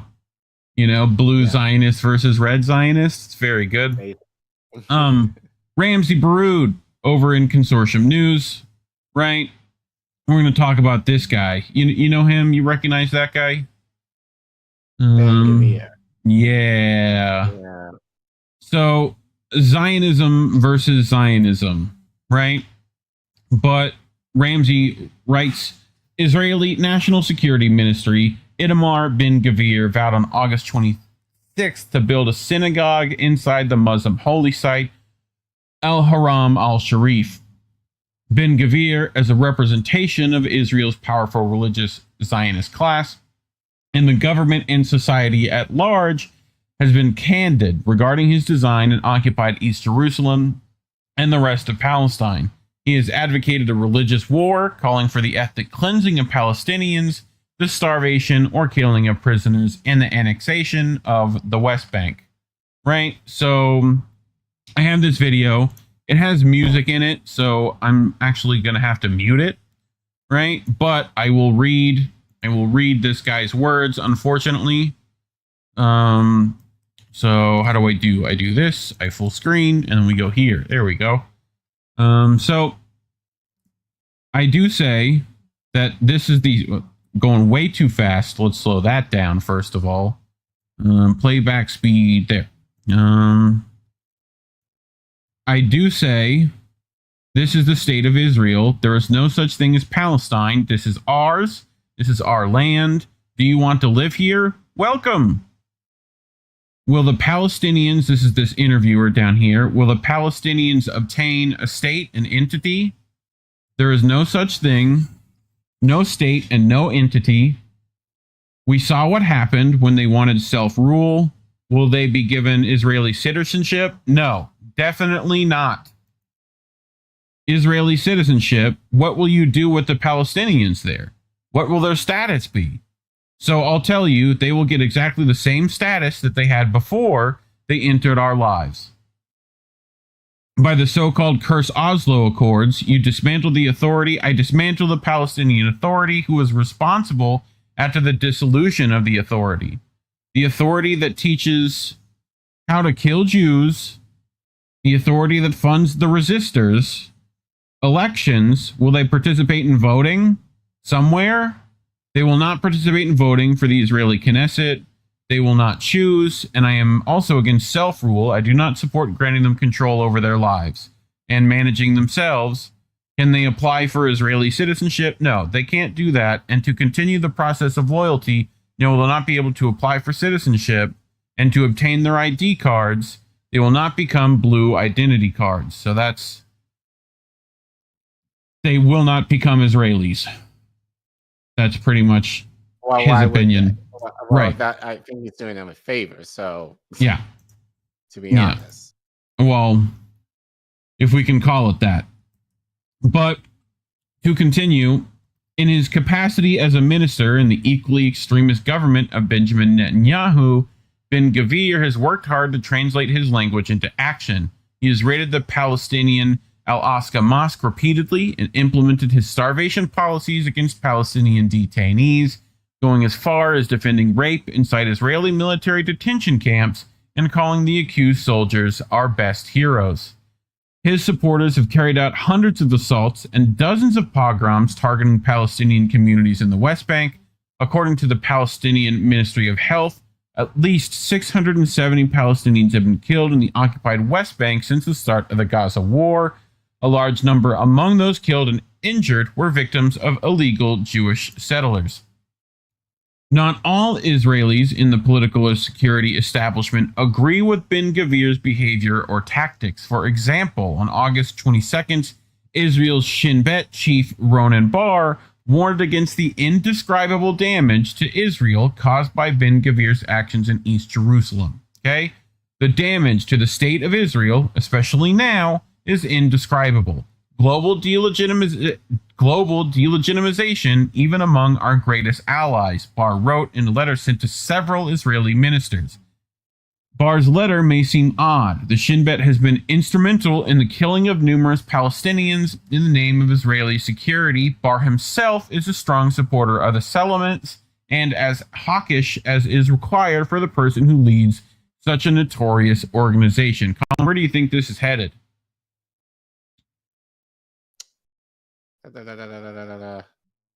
Who do you think they are going to try to blame this all on? Like, even though they are instrumental in the same killing, like, you know, they're trying to blame it on the BB. They're trying to blame it on the BB. That's what they're trying to do. It's just the political leaders now, Collin. It's not been any of the historical leaders that have done the same exact bullshit. Right? So, Bar's conflict with Ben-Gvir, however, is not that of substance, but style. This conflict is only an expression of a much greater ideology and political war among Israel's top institution. This war, however, began before October 7th and the ongoing Israeli war and genocide of Gaza. 7 months before the start of the war, Israeli President Isaac Herzog said in a televised speech that those who think that a real civil war is a border we won't cross have no idea. The context of his comments was the real deep hate among Israelis resulting from the attempts by Netanyahu and his extremist government coalition partners to undermine the power of the judiciary. The fight over the Supreme Court, however, was merely the tip of the iceberg. The fact that it took Israeli 5 elections in 4 years to settle on a stable government in December 2022 was itself indicative of Israel's unprecedented political conflict. The new government may have been stable in terms of the parliamentary balances, but it destabilized the country on all fronts, leading to mass protests involving the powerful but increasingly marginalized military class. The October 7th attack took place at a time of social and political vulnerability, arguably unprecedented since the founding of Israel atop the ruins of historic Palestine in May 1948. The October 7th attacks took place at a time of social and political vulnerability, arguably unprecedented since the founding of Israel atop the ruins of historic Palestine. The war, but particularly the failure to achieve any of its objectives, deepened that existing conflict. This led to warnings from politicians and military men that the country was collapsing. The clearest of these warnings came from Yitzhak Brick, former top Israeli military commander. He wrote in Haaretz on August 22nd that the country is galloping towards the edge of an abyss and that it will collapse within more than a year. Though Brick was blaming amongst various factors Netanyahu's losing war in Gaza, the anti-Netanyahu political class believes that the crisis mainly lies in the government itself. This solution, according to recent comments made by Herzog himself, is that Kahanism needs to be removed for the government. Have you heard of Kahanism, Care Bear? No. Okay, well, you're going to learn. Kahanism here is a reference to the cock party of Rabbi Meir Kahane. Though now banned, cock has resurfaced in numerous forms, including in Ben Gavir's Atzma Yehudit party. As a disciple of Kahane, Ben Gavir is set to achieve the vision of the extremist rabbi, that of completing ethnic cleansing of the Palestinian people. Okay, so it's, I imagine, similar to Wahhabism, right? That's what it sounds like to me. Ben Gavir and his ilk are fully aware of the historic opportunity that is now available to them as they hope to ignite the much coveted religious war. They also know that if war in Gaza ends without advancing their main plan of colonizing the rest of the occupied territories, the opportunity may not present itself ever again. Ben Gavir's rush to achieve the religious Zionist agenda contradicts the traditional form of Israeli colonialism, predicting on the incremental genocide of Palestinians and the slow ethnic cleansing of Palestinian communities from East Jerusalem and the West Bank. Though the Israeli military believes that illegal settlements are essential, they perceive those colonies in a strategic language as a security buffer for Israel. The winners and losers of Israel's ideological and political war are most likely to emerge following the end of the Gaza war, the outcomes of which will determine other factors, including the very future of the state of Israel, per the estimation of General Yitzhak Brit himself. So, to me, this is after the war's over, blame it on Bibi, and clean those hands of all the blood. We're good. We did it. Like, you know what I mean? That, to me, is, I think, where they're headed there. Yeah, Ben Gavir is basically Trump. Yeah. Like, basically. Which is kind of weird to say, considering that there's Bibi, but it's just the idea there's someone more nuts than him. Like, yeah, but they're both, but like, it's the entire core is rotten, you know. So it's no, but it kind of brings up the idea of like bad and less bad. Well, if you think about when we last talked about blaming BB, right? We talked about how they kicked him out at one point for not being as, you know, sadistic as possible, right? Right. Yeah. So I think that's going to be the case here. And when the hostages things are involved, especially when they bring up that Hannibal directive and how that might have been all Israel and all that stuff comes out, that all gets blamed on the BB government. That's not the problem of Israel and the people who are willing to do that to advance their needs here. So, you know, it's going to be with just the protests in Israel. It's not over the ideology of Zionism, which ultimately is what it really is. It's BB. Well, it's like, you're not working hard enough to get the hostages out of there. Right. Or you're not being strategic enough, and you're not, you know, the world hates us because you're not doing this well enough. That kind of thing. Right. And then it's also carte blanche giving every IDF member who has to you know, they're mandated to serve, right? They're just following orders. Where have we heard that before? Right? So, yeah, that's where I think that's headed. But, anyway, talking about these things, why we're demonetized, so you can go to co-fi.com/indienewsnetwork or scan that QR code on your screen, or you can put that little exclamation mark donate in the chat if you're watching this live. Links to all ways to support us are down on that doobly-doo. But if you can't give monetarily, very easy. Hit the like button. Hit that subscribe button if you haven't already. Share the video. Why not? You know? Leave a comment. Let us know what you think. You might think we're idiots. Put that down there. I don't know. Do something. Anyway, thanks for watching, I guess. Collin, we did it. We did it. Well, what do you got? We should probably head to the chats. Yeah. I did see something. Mostly being like... Oh, also, pinned comment is Shanda's GoFundMe. So, you know, go give there. Oh, I'm sure she appreciated it. She's going through a lot. So, cancer sucks. But, you know, hopefully we can help fight that together. Might be nice. Anyway, what do you got? So, Desert Mantis, shout out to you, said Ben Gavir is an asshole. I would like to invite him to a blanket party. Collin, can you bring the baseball bats? I'm a lover, not a fighter. I do not own baseball bats. So, I think Reef probably can handle that. Yeah, I just locked me in a room with him for 5 minutes.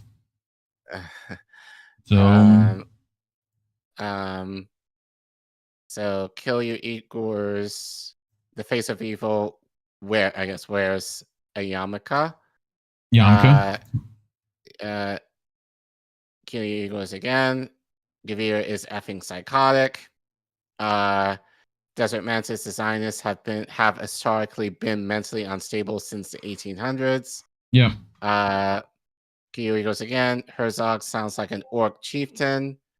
Zorog the sadist. Bro, all the hate on these orcs, man. Orcs and goblins. Didn't Herzog manage the Royals and Cardinals? I think he won a couple of World Series. We're going to have to bring a wah on all your houses. That's what we're going to have to do. Orc boys. Anyway. And that's what Kill You Goes, Good Times, Heroes of the Realm, Love Shanda. Thank you. Cool. That's all I got. Well, let's talk about what's happening this week. Indy's telling me no Jesse. We did a debate Tuesday and nothing Thursday. So right. Yep. Friday, Angel in the Afternoon. American Tradition Clip Show, 10:30 on that Friday. Saturday, Pro Wrestling Talk. Sunday, how do we miss that? I don't know if we're doing a show Sunday. Indy said that might not be possible. So younger child, families and things. Birthdays. So. Maple Files Monday, if that's a thing. And possibly Jesse next Tuesday. So maybe not. We'll see.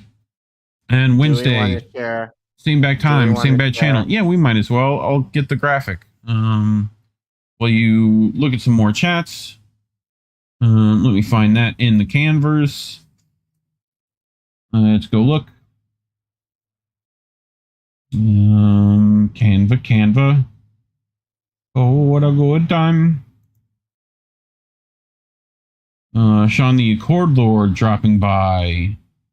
Nice to have you here. Thank you. Appreciate the love and the like.